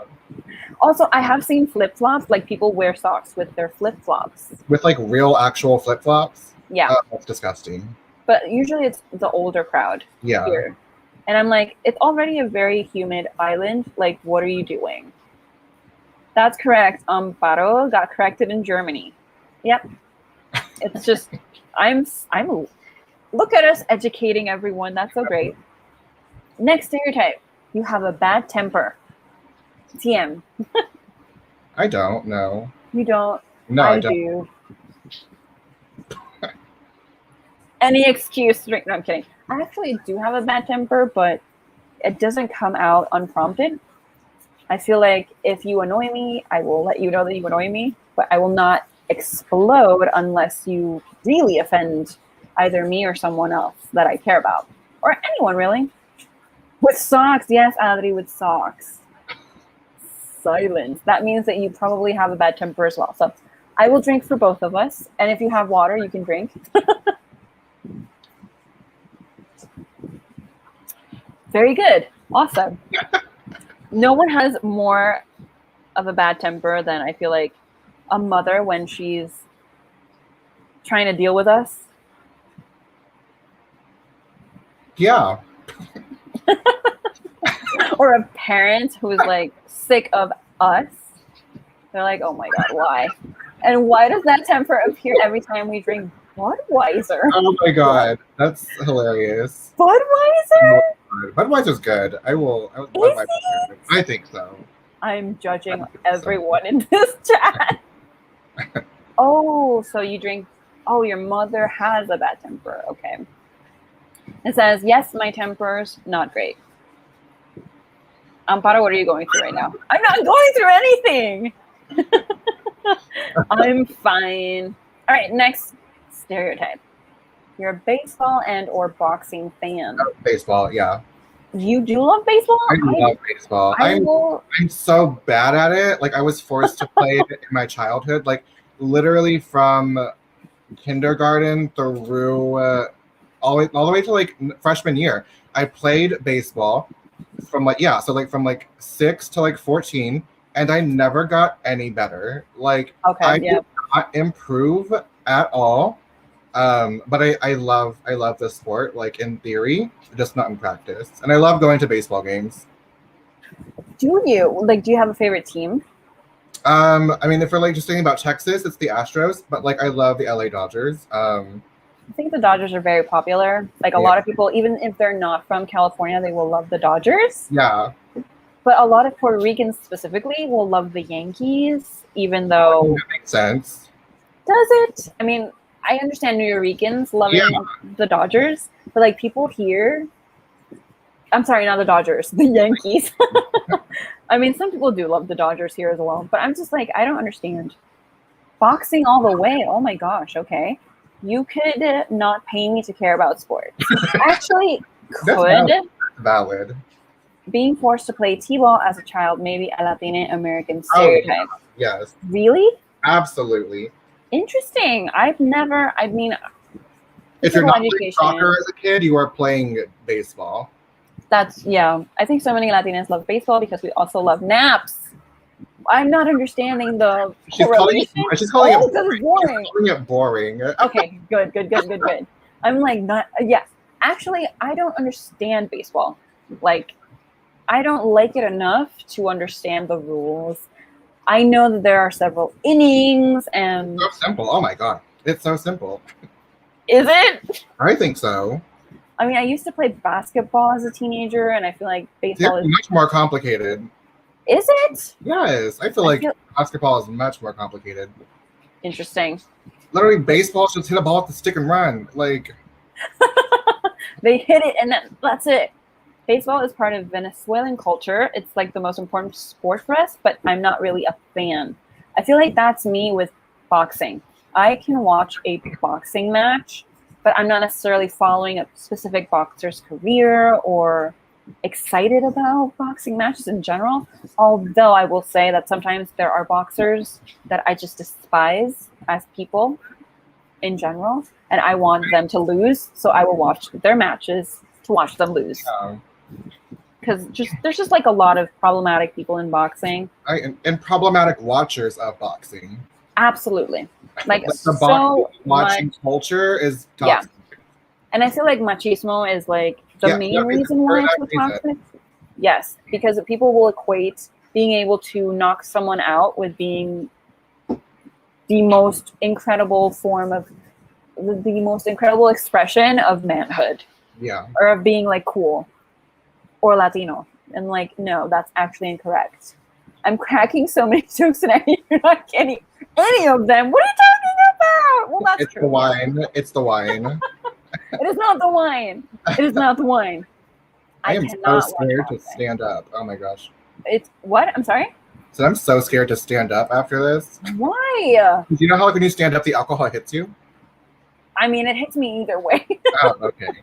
I'm short. I'm 5'2", so it just completely overwhelms me. True. Completely. Take a drink for suffering from machismo. Oh my gosh. Like that's the amount of alcohol.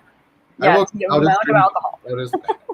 The amount of alcohol that we would have to consume. When I think of baseball, I think of men sleeping on the couch with the remote on their belly. Interesting because... See, like I don't really like watching baseball on the TV. Like if I'm going to watch baseball, it needs to be like in the stadium. In the stadium.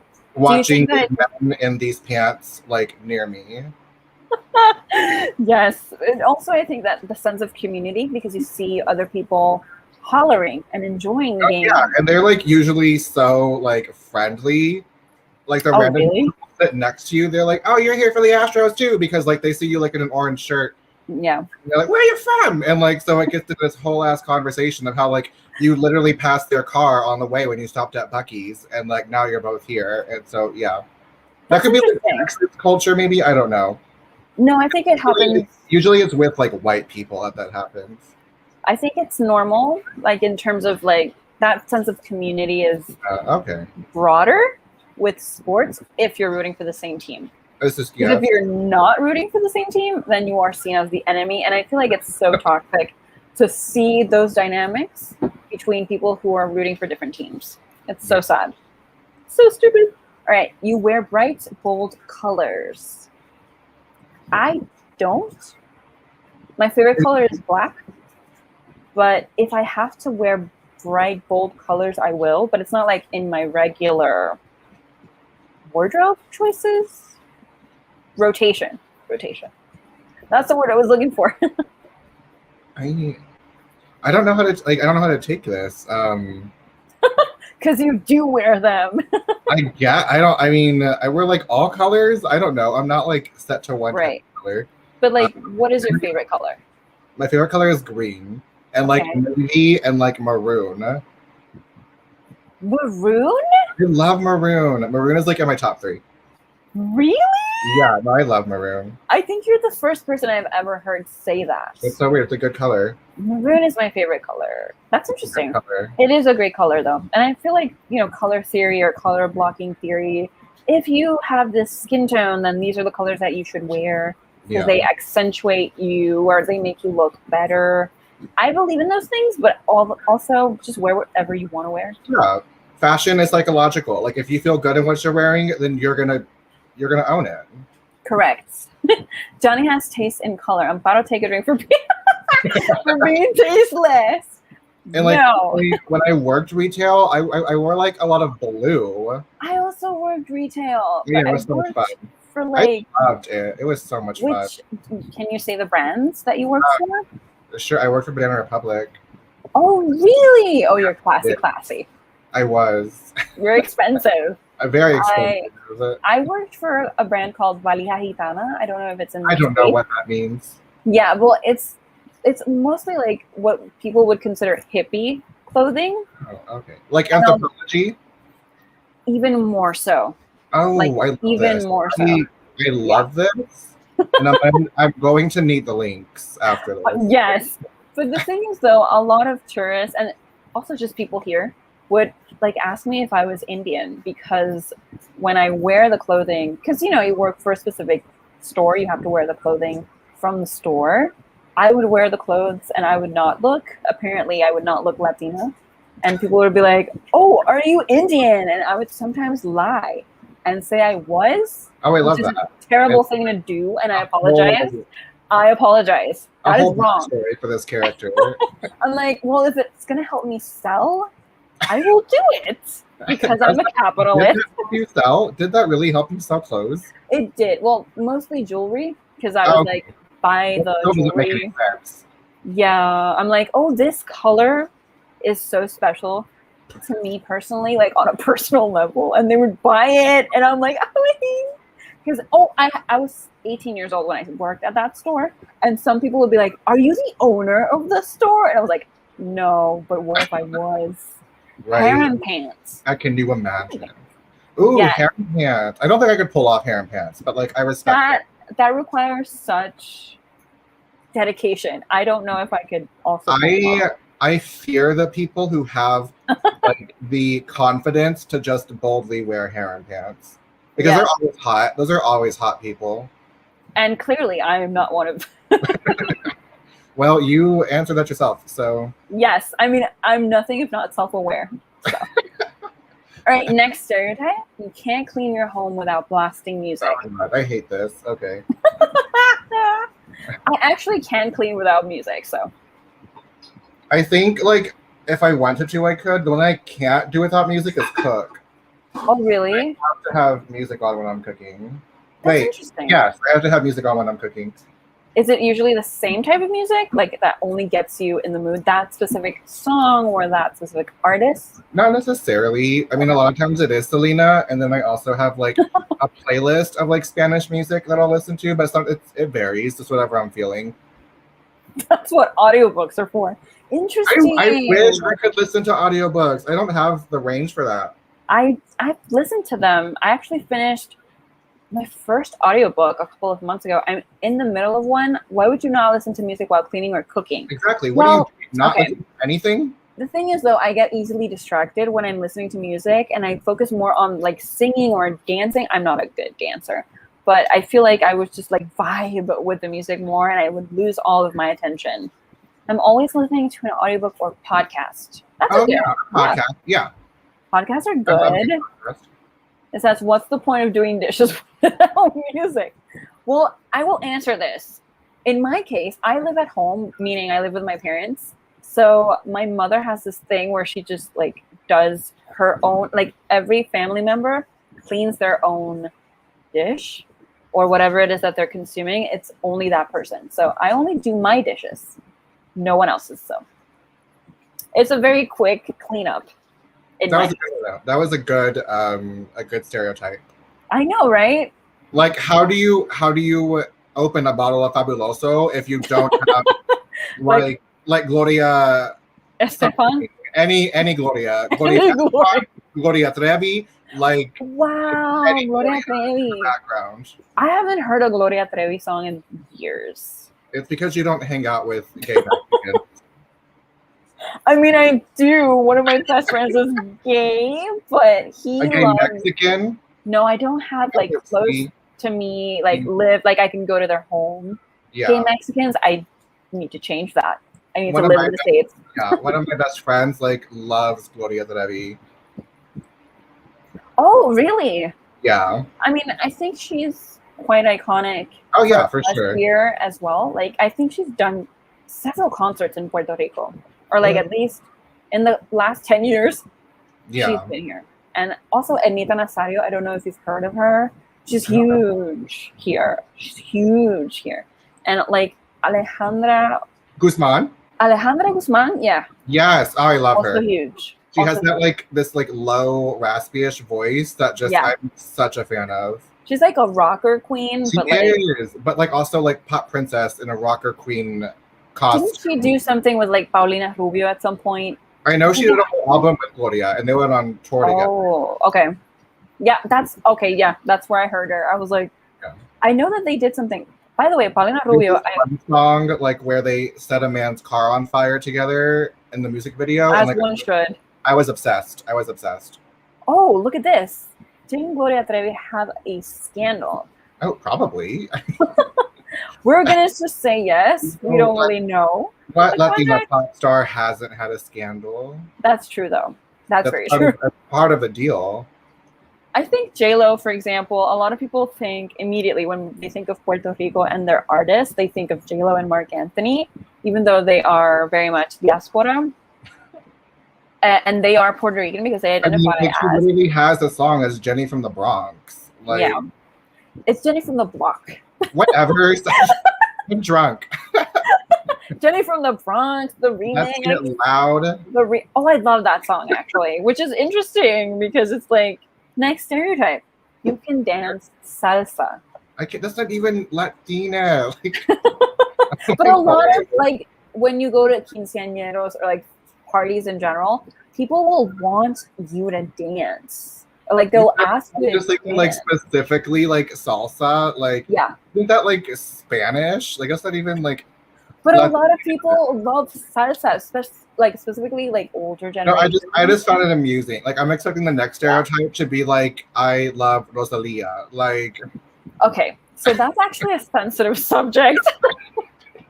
Because a lot of people are pink, and she even like calls herself Latina. You know, I love my conquistadora queen, but like I will. No, she's the conquistadora queen, though. The conquistadora queen, like Rosalia Cortez. Like we stand her, but like also she is not Latina. But she doesn't know that. She doesn't know that. A lot of people are like, in her heart, she was born in Mexico, the heart of Latina culture. So yes, I feel like she just loves everything outside of her own country, but she doesn't know how to approach it from the she does not. Specific space of, I am actually privileged as a European woman, white European woman, but I don't feel European or white. Oh, you know, Salsa isn't Spanish. Okay. I'm sorry, what? I wish people knew. Oh, salsa is not Spanish. It's Afro-Caribbean. Oh. It's absolutely beautiful.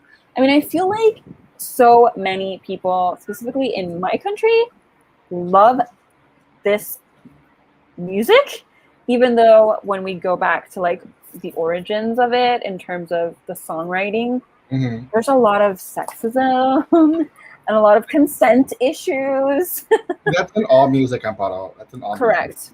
But it's just like weird because, you know, like the other day I was watching, or not watching, but I was like reading like a thread on Twitter that was explaining how sexist salsa music has been. And I'm just like, yes, that is correct. But a lot of people don't. It's very like, it's loaded, but it's also disguised. It's not like blatantly there. You have to kind of pry everything open, and it's interesting. Yeah. I'm Rosalia. I grew up in Barcelona, and this was growing up Latina. Like, oh my god, I love. She has layers, you guys. She has layers. I love dancing. That's great. You know, like I, for one, like at this point of how much tequila I have had tonight, plus my my chaser.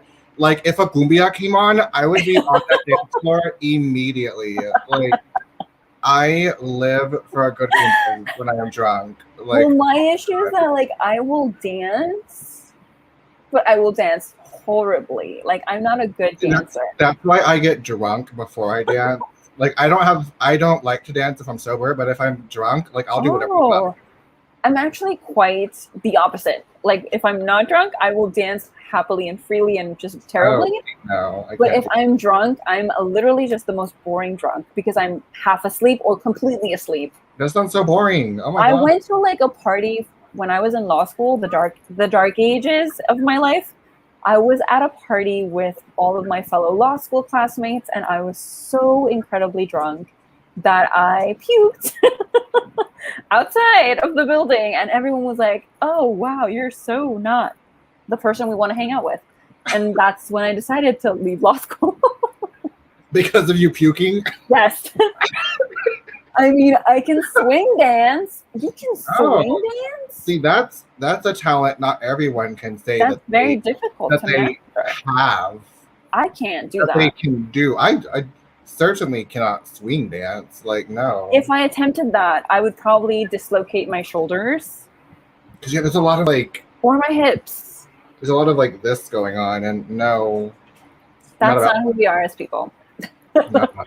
That's not who we are as people. All right, next stereotype is you love In the Heights and or West Side Story. I haven't seen In the Heights yet, but like, am I excited for it? Absolutely. And honestly, what made me the most excited for this, and like this kind of pertains to my own book, but like in my head, I've always casted Xochitl, Jules' older sister, as Melissa Barrera, the lead actress in it. And I've always thought in my head, like, if I was able to write a future thing, I would picture her future boyfriend person as Anthony Ramos, who happens to be the lead singer, the lead actor in it, and they're the couple in The Heights. And I was like, look what I manifested. Look, he is really, really cute. He's so cute. I think I told this. I mentioned this to you a couple of days ago, that like the stereotypical hot Latino man is not necessarily what I consider also hot. Like, for example, if you put Cheyenne in front of me, I think he's attractive, but is he like the epitome of what hotness is for us? I would say no. I mean, like, hot is a spectrum. Correct.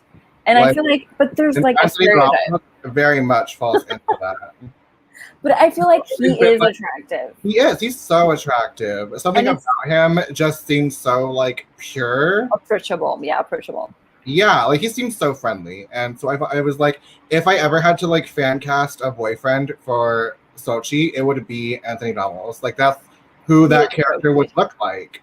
Yeah, and I can see that. Melissa Bonetta.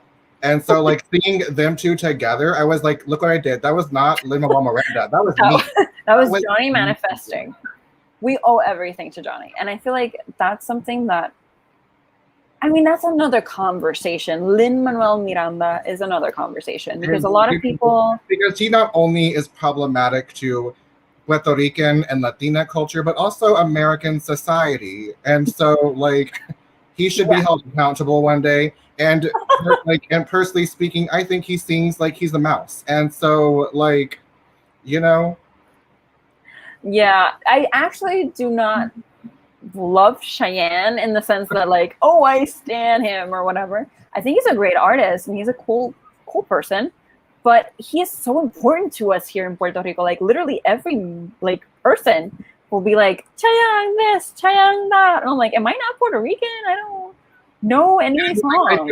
I feel like I love the idea of West Side Story more than like the execution. Because like I mean, but also like I feel like I've also just kind of grown out of love in it, and the fact that like I've just become like no like insult to anyone who writes these kinds of things, but like I've just become kind of tired of like the white love interest in general. So, and so like, you know, like my appreciation for West Side Story has lessened immensely over the years because like a Latino does not need a white boy. Like, and also I've never seen West Side Story. I love the dancing and the little snaps and how they fight through dance. Like that is the gayest thing I've ever seen in my entire life, and like very, very iconic. Yeah, like they're just there, like prancing and like snapping, and like, oh, I'm gonna go kill someone while I prance and snap. Like, yes, that's great. That's great. I think an equivalent to that would probably be Grease for the white people in the United States. Like Grease, I'm sorry. If we're like just gonna not consider West Side Story white, then yeah. Exactly. But like by all measure, besides Rita Moreno, like it is a white story. It is a very white story. And you know, the remake is coming up. I don't know if you saw the teaser. I'm excited for it. Like I'm excited to see it. I will probably make fun of the white people just because I can. Yeah. Like I'm excited. Also because of, you know, I feel like Steven Spielberg is a very strange choice to remake this film. You know, like why do you want the person who did he do Jurassic Park? Well, he didn't direct it, but he produced it. Oh, I mean, who did lots of other films? Why do you? I can't name a Steven Spielberg film right now, but like, really? Like, why do you want? He does like actiony films. Does he do? Yes. My favorite sci-fi movies are his War of the Worlds and Minority Report. Wait, did he do like actual this like Tom Cruise War of the Worlds? Yeah, both Minority Report and War of the Worlds are actually the only two sci-fi movies that I consider myself a huge fan of. I'm not a huge sci-fi fan. Steven Spielberg did War of the Worlds. Directed both of those movies, yes. Really? Yeah. I actually really enjoy War of the Worlds. I love that movie because there was that moment where that little girl was crying and I wish she would have died. But besides that, like I really enjoyed War of the Worlds. That's so messed up. I love it. E.T. Yes. E.T. is like the most popular Steven Spielberg movie, I feel. Like, that's the one you associate him with. E.T. It's probably the alcohol talking, but I thought E.T. was done by M. Night Shyamalan, and I know in my heart that it's not right. I know that is incorrect. But that is so wild. Like, how? Oh, yes, this is another. Oh, of course, Indiana Jones. Yes. And I've actually never seen an Indiana Jones movie. Oh, wow, interesting. I've seen all of them. I've never seen Schindler's List. I have seen Schindler's List, yes. But like in a history class. I saw it like in a history class. Oh, I actually saw Blade Runner. This was not a Steven Spielberg movie, but it is a Harrison Ford movie. And I saw Blade Runner for a class. And I was like, this is a strange film. I don't want to read the book. I don't want to know more about this world, but it's really fun, I guess. Yes, and Johnny. I'm laughing at this comment. Like, okay. We're doing well. We're doing well. All right.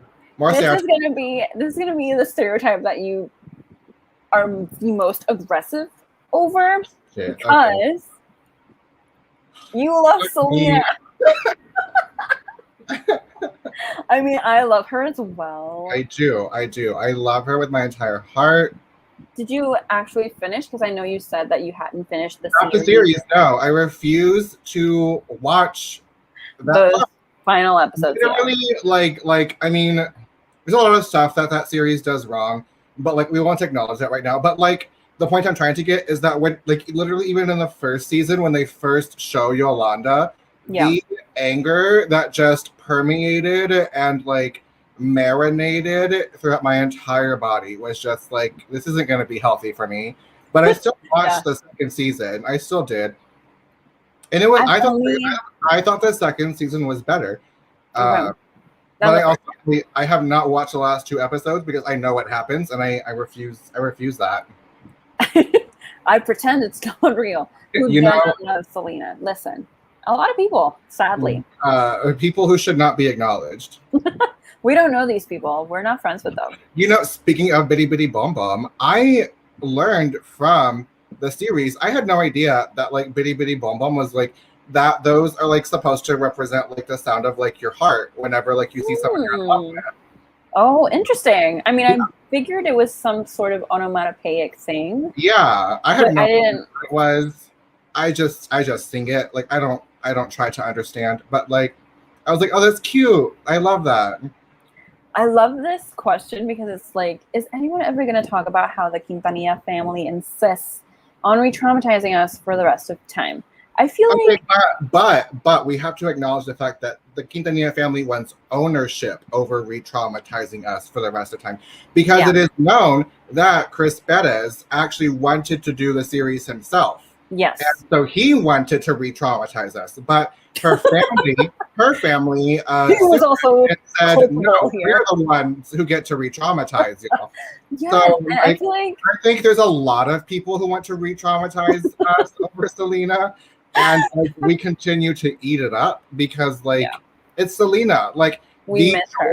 Like even people criticize how Christian, whatever her name is, didn't look like Selena or whatever. Christian Serratos, yeah, she's beautiful. But like even I'm an incredible actress. I love her. Like taking away like how maybe she didn't look like her, like when she lip synced Selena songs on that television, I was just so like into it. I was like, God, like this is my culture. This is what I want to see on television, and I was just so happy with it.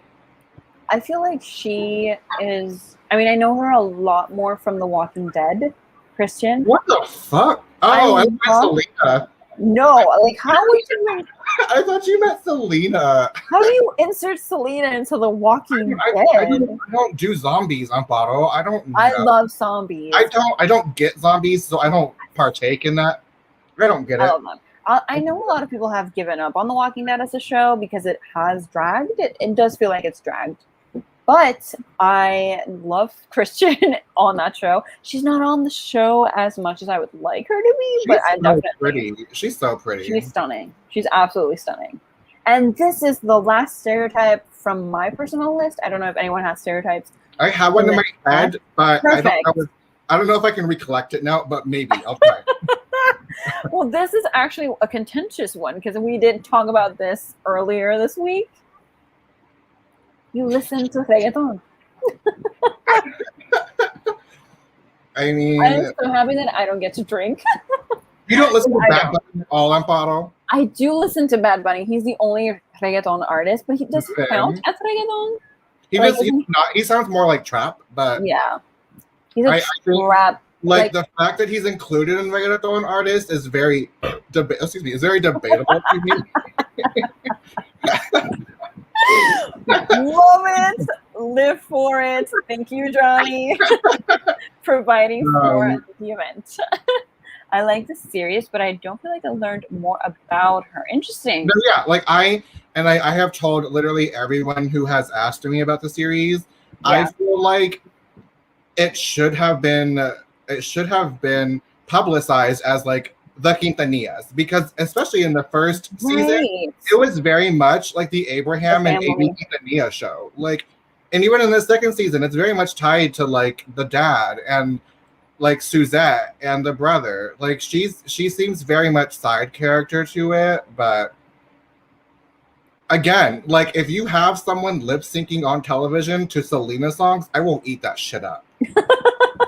Like when oh my god, the moment that like there were like she was on stage and she was gonna sing Que Querías, and she was like, who, like, what guy am I gonna bring up here? And she's like, she did the lip sync with the guy to Que Querías, like how she does. Like I was on the floor. Like, my god, it's a moment. It takes very little for me to just be so excited about anything Selena. I feel like when it comes to Selena, she is very much tied to Mexican culture, but everyone around the world who knows about her loves her for the same reasons, but it's just not as meaningful to them. Like that connection is not that deep because of that lack of connection. The one thing I would love to see is more love for Jenny Rivera. Like, I think that she also is just a powerhouse, and we love. Okay, Anthony. Cheers. Oh shit! Yeah, I listen to reggaeton. I am not mad about listening to reggaeton. I mean, I feel like when I was younger, when I was a child and a teenager, I would tolerate it. I would listen to it more. But then, because it was all around me, like if you, like literally I had a conversation with a guy friend who's no longer a friend. We can talk about that later. But he was just like insisting that I had to know about a specific song that came out in the early 2000s. And I'm like, I have no idea what you're talking about. And he's like, but this is like the most popular song of 2002. And I'm like, I don't know what you're talking about. I was listening to Britney Spears and the Backstreet Boys. Like, what are you talking about? He's like, were the Backstreet Boys still around in 2002? Yes. Are they really? Yes, they like debuted. I say debut like they're in K-pop, but like they launched in like the 90s, in the late 90s. Yeah, late 90s. Yeah, like 2002, 2001. That's like huge. Britney, NSYNC, Backstreet Boys years. 2001, yeah, 2001 I'll give them, but like 2002. Yes, I mean I feel like they were still relevant. Were they not relevant? I mean, I was more of an NSYNC fan, and I have debated this with Crystal already. Crystal is a Backstreet Boys because fan. Crystal is a die-hard I wrote fanfic Backstreet Boys fan. And which is probably one of my like top 3 favorite Crystal Monella facts. But like, same here. She's the Backstreet Boys stan. I love the Backstreet Boys more than NSYNC, and I think it's because I dislike Justin Timberlake. I've always disliked him.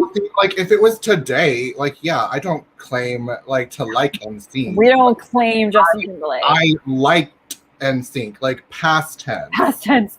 I think I would still listen to their music and enjoy it, but I prefer the Backstreet Boys because I'm more of a vocal person instead of like a dance performance person. Oh yeah, no. And I feel like JC is a phenomenal vocalist in that group, and everyone else is good, you know? But they're all great dancers. And they have incredible stage presence. And they're very visually pleasing. Yeah, get to the Audrey comment. Britney time. It's Britney time. Britney time. That is the only art free hashtag free Britney. Hashtag free Britney. Did you see the documentary? I haven't, but oh my god, it's so sad. Like, I mean, like any millennial, Toxic made me gay. So like we acknowledge Britney Spears. I feel like Toxic was, as they say, a cultural reset. A cultural reset. I love Toxic. The video is so. It changed the planet. Like, like this has been real quiet since Toxic came out. Is all I'm saying. Yes, And also, I feel like there's just a lot of talk lately on Twitter that Britney went to the school of Janet. Like Janet Jackson is like Britney's I mentor. can see some like inspiration in there. Absolutely. I feel like I think someone was comparing Britney's choreo to like other white pop stars of the time, like Hailey Duff, Hilary Duff, Lindsay Lohan, and it was just interesting to see. Did they do choreo? Like they did. That's okay. I don't. part. When I think of Hilary Duff, I don't think of choreography. It was really just weird. Okay.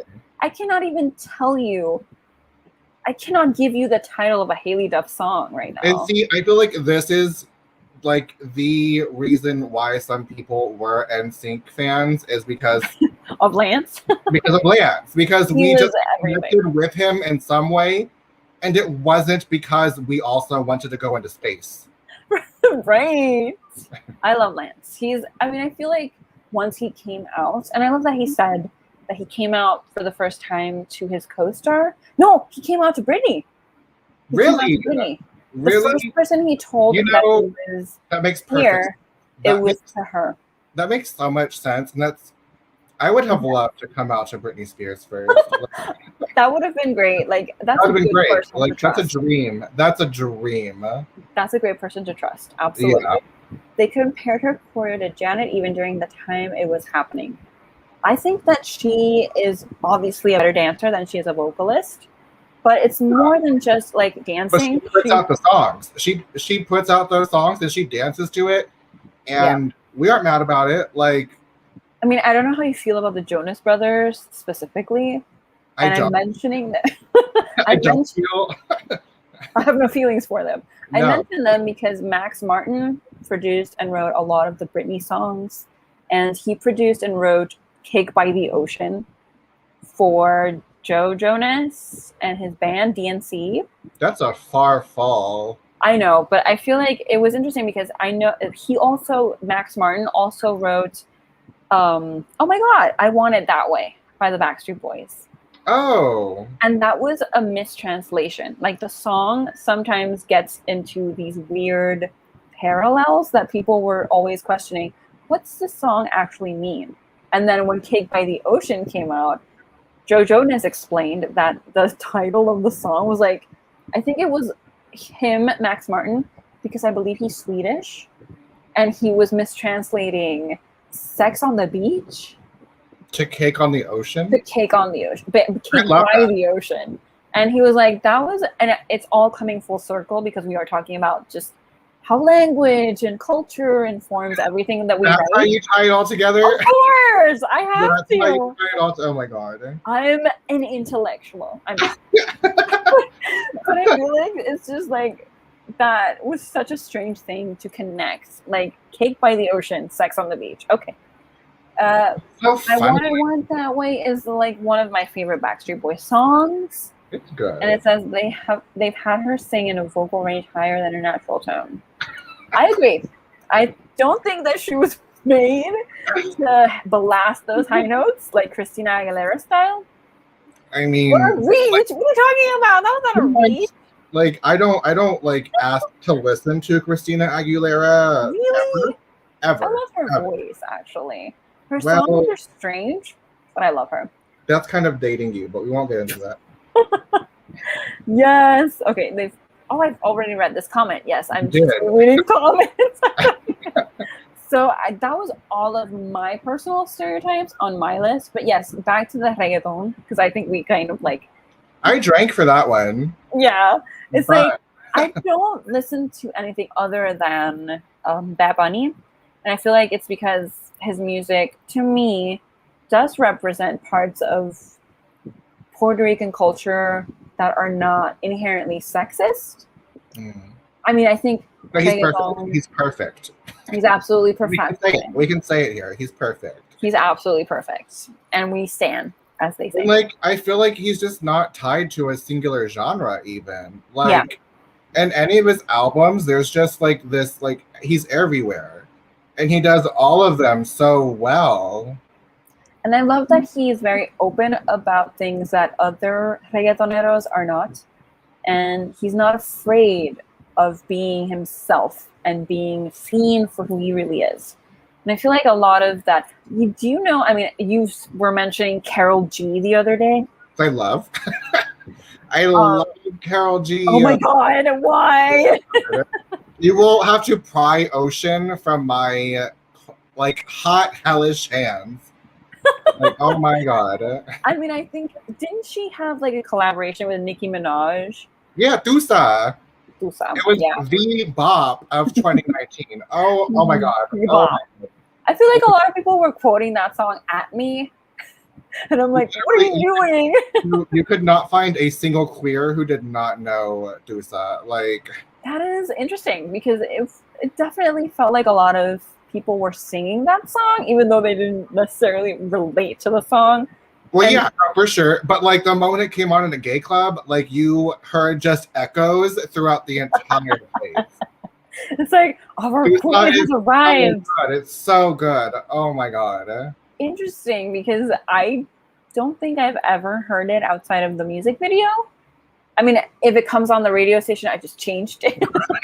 Oh, you listen to radio stations that already says a lot about you. Why? I mean, I love Spotify. You listen to a radio station because in 21. It's fine. It's okay. When Spotify exists. Spotify is the love of my life. I will not. Then why do you have radio stations? Why? Because sometimes I like to be uncultured. Anyway, you want someone else to choose a song for you. Like, is that what it is? Like, it's interesting because I feel like I'm so separate from what is in my own country. I only know like what's in the United States and in South Korea because I love K-pop. But like in Puerto Rico, sometimes like I don't listen to music in Spanish unless it's like forced on me. I don't listen to music in Spanish, and I feel like that's my writing music. Like I listen to really because I can't understand it unless I'm concentrating. Like if I'm just writing, it's just sound in my head that sounds real fun, and so like because of that, I mean. And also, if I listen to it a lot, like Bad Bunny, I will just sit there and like listen to Tahiti and just like kind of like jam out to it. And like I won't write for that. But, like it's just if it's just Spanish songs, I usually just won't like perceive the. I can write with that. Interesting. Yeah, like I literally do not listen to music in Spanish. Yeah, like Bad Bunny or someone like Jonny Garza. When I was writing that book, the like, book that comes out. A lot of like Camilo Septimo and like Porter, like Natalia Lafourcade, like just like Spanish music that, like sounded fun, but like I couldn't understand. Because the minute English songs come on, I'm gonna start singing to it, and I can't get distracted. So interesting. Well, I feel like Spanish to me it is my first language, and I feel like if I listen to music in Spanish, it just feels, you know, like when you're watching a telenovela, for example, it just feels so dramatic. And I feel like when I'm listening to music in Spanish, I like slide into that dramatic mindset. I feel like I'm just like, it's just a very strange language for me to like watch media. There are definitely like artists that I can't listen to, otherwise I will vibe out to. Like I can't listen to Selena, I can't listen to Bad Bunny, otherwise I'm gonna get distracted. Right, but I love Selena songs because even though it is Spanish, I don't connect to it in a dramatic way, even though her lyrics sometimes can be very dramatic. But I feel like I become someone who is self-assured and someone who just loves life. No, I feel like I kind of like mentioned this on like Audrey's podcast, or like not podcast. But Audrey, you have a podcast? But Audrey, their YouTube thing that I was on. Their YouTube thing? It's called their YouTube thing. My headphones. Right. But like how just like especially with Selena songs, like it like very much is sensory for me, but like I can like see specific songs and think of like Jules and like particular people. Like very much I see like Jules and Itzel like in the bathtub, like singing Como la Flor while passing a bottle of vodka between each other. Like I see like Jules and Jordan and Pina singing La Carcacha like after soccer practice in a truck. Like so I like that helps, but that's interesting because I don't feel like a lot of people connect to their first language through music, and I don't. I'm like, if I don't speak it naturally every day, I will automatically be more interested in it. For example, I love German metal. That's weird. That's weird, I know. Swedish metal. Yes. It's like pop music from the United States and England as I was growing up, and then European metal in general, and now K-pop. So it's like everything except Spanish. So yeah. That's so weird. It's not weird. But that's why I get that. I get that though. I get that. Yes. I love this. See me hearing dreaming of you. I feel like that's the point. I think Johnny. Yeah, like I have said for a while that like my book is very much like my own teenage and adolescent trauma meets Selena's Dreaming of You, and then you add a whole bottle of Patron to it, and like that's my book. I mean, that's how it kind of starts. It's because of this specific state. Sloppy decisions. Yes, that everything just kind of unfolds, which I feel like is the perfect way to promote your book. Yeah. That is dripping. It is dripping, but that is so cute though. No, I love Patron bottles. Like, aren't they so pretty? They are really pretty. They're so pretty. I mean, I would not be seen holding one because I feel like my arm would fall off. I'm like, this is so like strange to me to hold. I'm not a tequila person, as I said. Oh, I was like, what are you even talking about? But okay. I'm like, this is like not my comfort zone. I feel like I smell tequila. So I'm gonna finish my wine. And that's a lot of tequila. Oh my god. Is it? Wait, I've been using this double shot, and so I've only been doing it halfway. But sometimes it does not hit halfway. Sometimes it hits much over halfway. And they use bones as instruments. Who are you talking about? I'm curious. Who uses bones as instruments? I feel like, although I do feel like a femur, I feel like a femur could make a really good flute. Johnny, please stop. Do not elaborate. Which one is the femur? That's the leg bone, right? Yes, in my very limited medical studies, I feel like a leg bone would make a really good flute. If not, like something to drum with. I feel like that quote needs to be in your next book. It doesn't fit at all. It doesn't fit in the next one at all. It should fit. We have to make it fit. We have to make it fit. But yes, I feel like those were my. Yeah, I feel like another stereotype. Reggaeton, and then we should start talking about other things. Yay! We're doing great. We're doing great. Okay. So it says she's. I have not. All right. So that was Johnny taking another shot. Let me finish my glass because I feel like I need to finish it in order to finish the stream. By the way, we've been at it for 2 hours. Did you notice? This is so much fun, though. This is so much fun. My freaking God. Like, this is like a long stream. I'm so sorry, people. I know if anyone has made it to the 2-hour mark, I do have a pre-order campaign happening right now where if you buy my book pre-ordered, like before it comes out, you get this.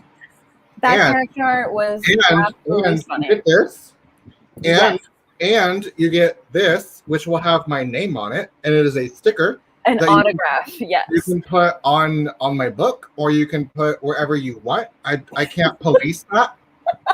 So it's a book plate, but you can put wherever you want. And then I also have this. If you request it at your library, that is so beautiful. This, look at them. Was that also from Mars? It is also from Mars. My talented agent sibling. The Da Vinci of our day. Absolutely. Everything Mars does is just impeccable, perfect, brilliant. Yeah. Never seen before. Shit it out, impregnate it, whatever you says. Like. Yes. I mean, I feel like 1500 Miles from the Sun comes out soon. The exact pub date is when? June 8th. literally June 8th. I love that they had to think about it. They're like, I did. I am drunk, and so like my first thought was like it comes. My mom's birthday is June 7th, and so I was like, it comes out the day after my mom was born, and I was like, when was my mom born? So like it comes out June 8th. Wait, so 1,500 Miles from the Sun is a Gemini? It's a Gemini. It's a Gemini book. Interesting. Which makes sense, I think. Even though the main character is a fire sign, and even though the love interest is an Earth, I feel like Matt would hate that it's a Gemini more than Jules would hate that it's a Gemini. I agree. But it's fine. It's fine. It's fine. My book is a Libra. BLAZEWRATH Games is a Libra, and I feel like the sequel will also be a Libra. It's October 12th. So yeah. Fire signs are very much attuned to air signs. Literally all of my friends, except for like one, is an air sign. Oh, interesting. And I didn't ask for that. It just happened that way. It's just the way that it works. Yeah. Even my agent is a Libra. Like I just am really surrounded by air signs. It's so cute. And yeah, and like it's known that like fire signs and air signs like work most well together. And I'm like, I can't.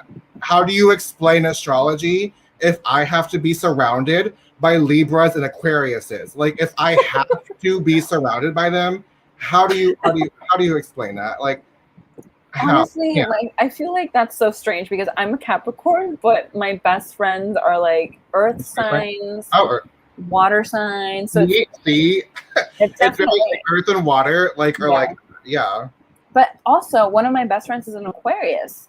My only male best friend who's straight is an Aquarius. And it's weird. Talk a lot? He does. Yeah, Aquarius. He does. He talks a lot and he thinks he's very like original. An Aquarius. So it's like literally like both of my grandmothers are Aquariuses, and like already Latinas, but to be Aquariuses, they don't know how to spend more than 3 hours, like less than 3 hours on a phone. Like that's their brand. They will talk. That's awesome though. I'd stand them, even though I don't know them. I feel like they're amazing. I have an uncle who was born the same day. Literally, he will talk for hours too if you let him. Like, oh wow. Yeah. So it's like there's well, in my case, my mother is a Scorpio, my dad is a Capricorn.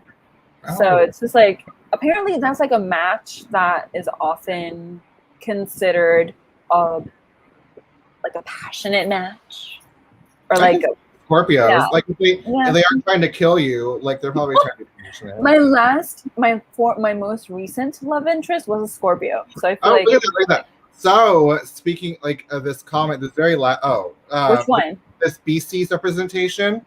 My in my second book, in my second book, Onda, the main character, is actually a Pisces Aries cusp. They're on the cusp of Pisces and Aries. So like they're very like artsy and like creative and very like emotional, like Pisces can be, but also just very loud about everything that they are and very aggressive about everything they are, much like Aries are. I have a lot of Aries friends, and I don't know what that says about me because I love Aries and I love Leos. Love yourself and leave the Leos. I love Leos, leave them alone. But yes, we are clearly just trying to be as open with whoever we let into our friend circles as possible. But apparently Aquariuses always find their way into our lives. I have so many air sign friends and I can't, but take my money right now. I need that book. We all need that book. Like that one's coming out 2023. So do we have a season though? Like do we have winter, fall? Early. You know? They said spring. I'm gonna shoot for early 2023. So I feel like that would probably be March, April, or May. So earlier the better. I'm not reiterating anything that happened during our phone call, but if I was to reiterate anything that was happening during our phone call, my book does start at like late January, and I know that like that was potentially seen as like a time when maybe we could get this out late January 2023. Or like just like late like January, early February. Where like winter, spring means different things for different publishers. It does. Literally, like I Yeah, I'm gonna get it done as soon as possible. So like, we're gonna get that shit out, and yeah, we're gonna get it out. We're gonna get that shit out. Like, you know, I was told one of my books comes out like winter whenever, and I was like, oh, winter, December, and they're like, no, it's probably January, and I'm like, January is still like winter. Interesting. Yeah. Yeah, so like it's weird. It's weird. Like you can't trust publishers. I'm trying to get it out as soon as possible is like my answer to that. But the important thing is that we have a book to celebrate, and it's coming out in 2 weeks, if I'm not mistaken. 2 weeks. Is it 2 weeks? I don't want to like stress you out more, but it's 2 weeks. Two and a half. That's a good time frame. I feel like you're gonna do so well promoting this book. You've done an incredible job promoting it already, and I personally need as many people as possible. I know Adri is the official stan. You know, I don't want to take their place, but I feel like this book is the kind of book that will, as I told you, change lives, touch people in ways that even if they have never read about anyone within contemporary fiction, people who are not fans of contemporary fiction can read this book and feel like they are falling in love for the first time. They are finding their voice for the first time. They're loving themselves for the first time. That's how good this book is. I feel like it just makes you feel like the world is a good place to live in, even though there are terrible things in it. And they'll always find you these terrible things, but you are much more than the terrible things that happen to you. Like that's something so important in this book. I love that it has Matt in it because it's a love story, but also Jules is just so hard eyes. Like just hard eyes in general. I need you to stop with these compliments. Oh my God. No, I will never. I will never. I love that we're both very similar when it comes to other people complimenting our work. It's like, oh my gosh, stop talking. I mean, literally, like if you saw me during the Latinx Lit Book Festival, I threw myself off of the screen. I love that panel so much. Like, I love that panel because every single person was praising your book. Literally, Mark and Aiden just would not stop. And you were just like, bye. You need to leave. Like. But it was very much deserved and warranted, and I cannot wait for this book to come out finally because I would probably my publisher would probably remind me if I did not say I got a starred review on Kirkus. Yes, you did. What? Starred review, bitches. Like that's like honestly. Like what even? That is interesting. That book has the Michelin star of book reviews, of journals, of books, of literary journals. I feel like Kirkus is known for a lot of things, so when they give out stars, it means so much more. No, yeah, they can be weirdly critical, especially to BIPOC writers. So. Yes. If I start I read some interesting reviews from them. Yeah. My review for BLAZEWRATH games was favorable. It was good. I was shocked, but I was more so curious to see if they were going to be blatantly or even implicitly racist. They were not. I did not know what to expect. I definitely didn't expect a star. I will always expect a star from you. So I'm like, there's literally no white people in here, so like I don't know how they're gonna react to it. The only white person that exists is a bully, and so like I don't know how people will react to that. But like they said, here's a star for you, and so I will take that like a kindergartner. But that's actually great because you know that the quality of the book surpasses any sort of like. Personal. It probably made them cry. It probably made them cry, which I am proud of. I mean, I don't remember actually crying in the sense that something made me very sad. I was frustrated, like during the times where Jules was not necessarily acting the way that I would like him to act. I was like, why are you doing this? But at the same time, isn't that like a main character? Like just. Jules was being a main character, and I was really frustrated about it. It was his time to do main character antics, and he owned it. So, and we love him for it, and I cannot wait for more people to find this lovely, heartfelt, life-changing book. I feel like this is going to be the type of book that people are going to be like, have you read this book? Have you not read this book? Then we can't be friends. Like, that's the type of book it's going to be. It's going to end friendships. I hope so. You're like, oh my God, like, you have to read this book. That is a dream. Yes. So remind people about your launch, actually. Like, do you have an event scheduled? I have an event pending, but I do have events planned for that week, Monday through Friday. Look at you. Like, stay tuned. We're still solidifying a couple, but that's great. There will at least be a few Monday through Friday that you will probably enjoy. I know I will, because like I invited these people to speak, and yes, I know that the conversation will be fruitful, if not equally drunk as this one has been. I would like that to be the case. I mean, one of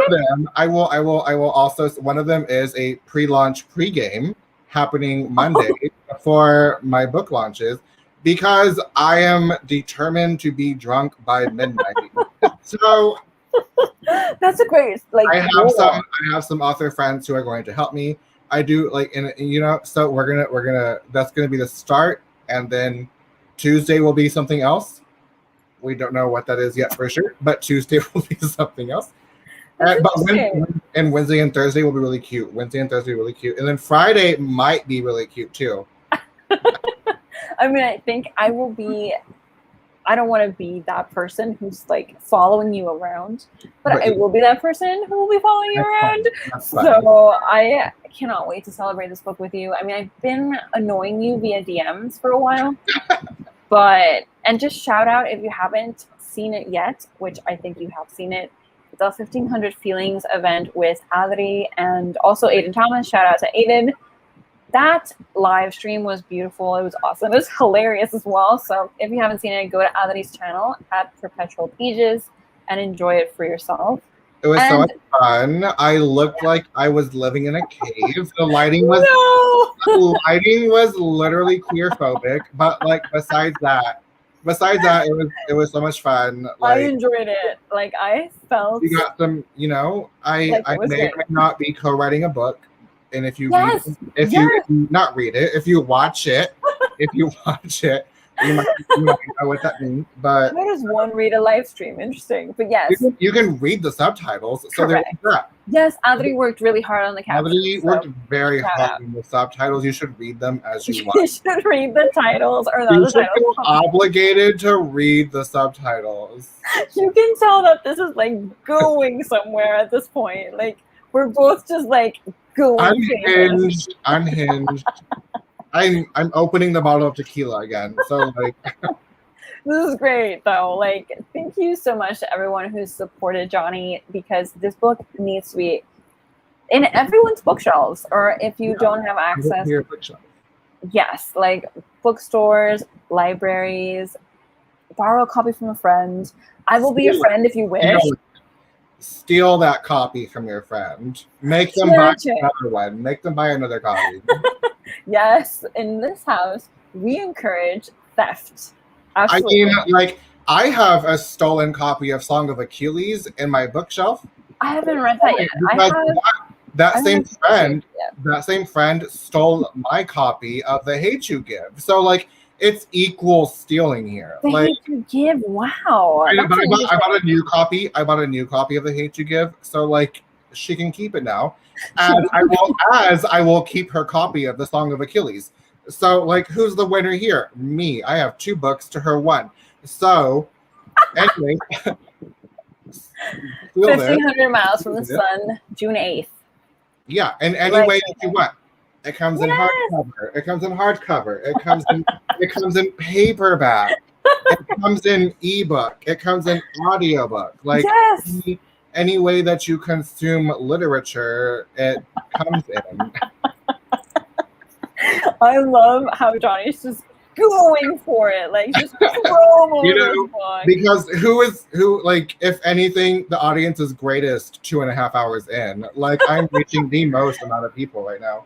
We really just did the most that we could. Yeah, I love it though. Like, this was fun. I am unarguably drunk right now. Like, so I'm gonna drink more tequila, even. So please eat as well. Like I'm gonna eat. I'm gonna order a quesadilla after this. Probably. Oh my god, that's so delicious. delicious. I have egg rolls in my freezer that I can put in the oven. I might have egg rolls instead of a quesadilla. Who knows? I might have both. It's a Saturday. It's a Saturday. Don't limit yourself. Yeah, exactly. We should. We're 2 hours away from Sunday, so what? If people are taking shots. Oh my god! Literally, Amparo ending the stream is like us trying to say goodbye. Any Latina trying to say goodbye at a family reunion is Amparo trying to end this. Like, oh, we're gonna leave right now. Oh, but we got 20 more people to say bye to. Oh, but we gotta throw away all of the things that everyone didn't throw away. We got to make sure the tables are all set up the way that this place had them set up beforehand. We can't go yet.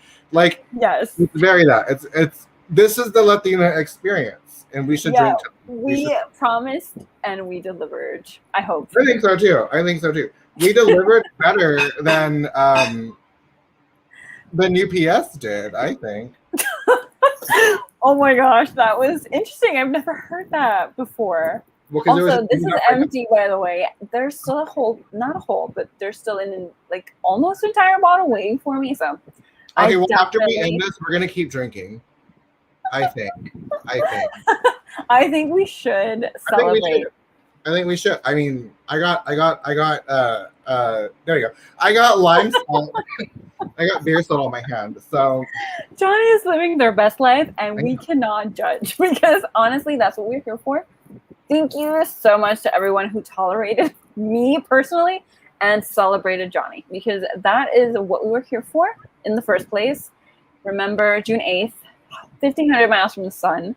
I don't want to push you into pre-ordering, but you should if you can.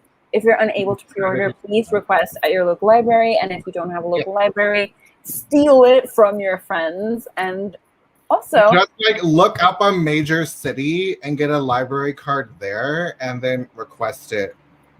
I love this because it's just like, yes, a lot of us have to admit we don't have local libraries or access to these bookstores, but we do what we can. So, and if you need a link, I do on my Twitter and my Instagram have a link to pre-order with the Nowhere bookstore that's located right here in Texas, so you can support a local bookstore to me if you don't have one. Yes, and also submit that receipt to the pre-order campaign. Yeah, and go to my Twitter and submit to the pre-order campaign so I can.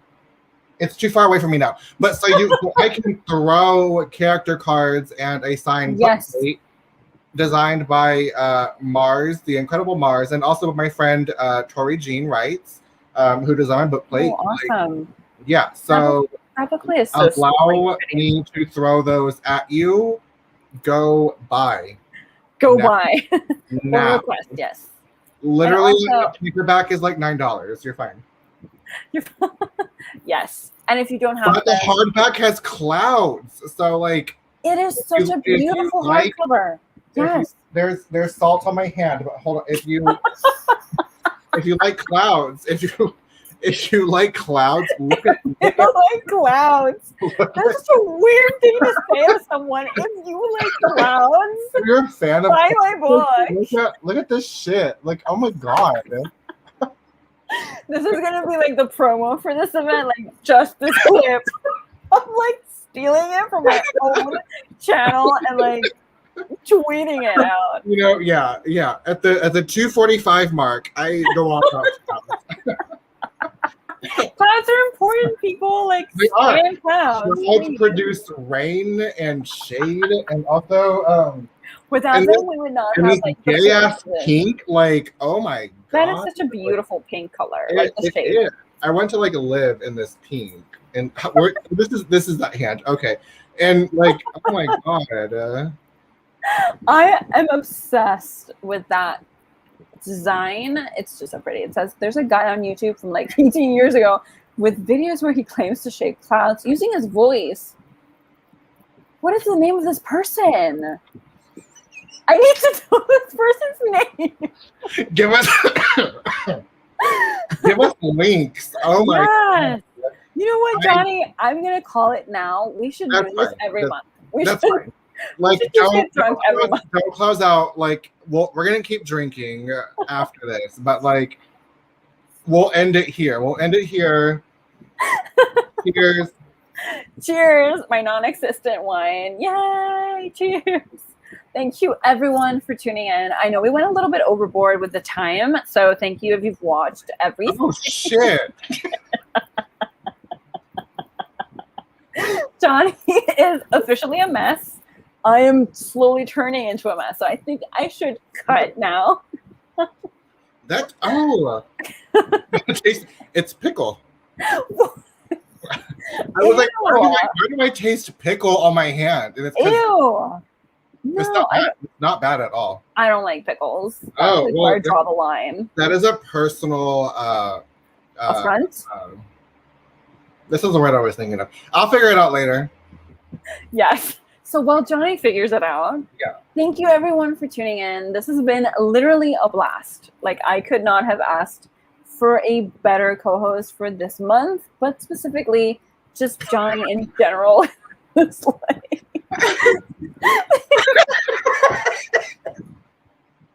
Let me be proper. Let me just end this in like a normal way. Okay, but we're sending Audrey the link to join after this. Now, I feel like we need to.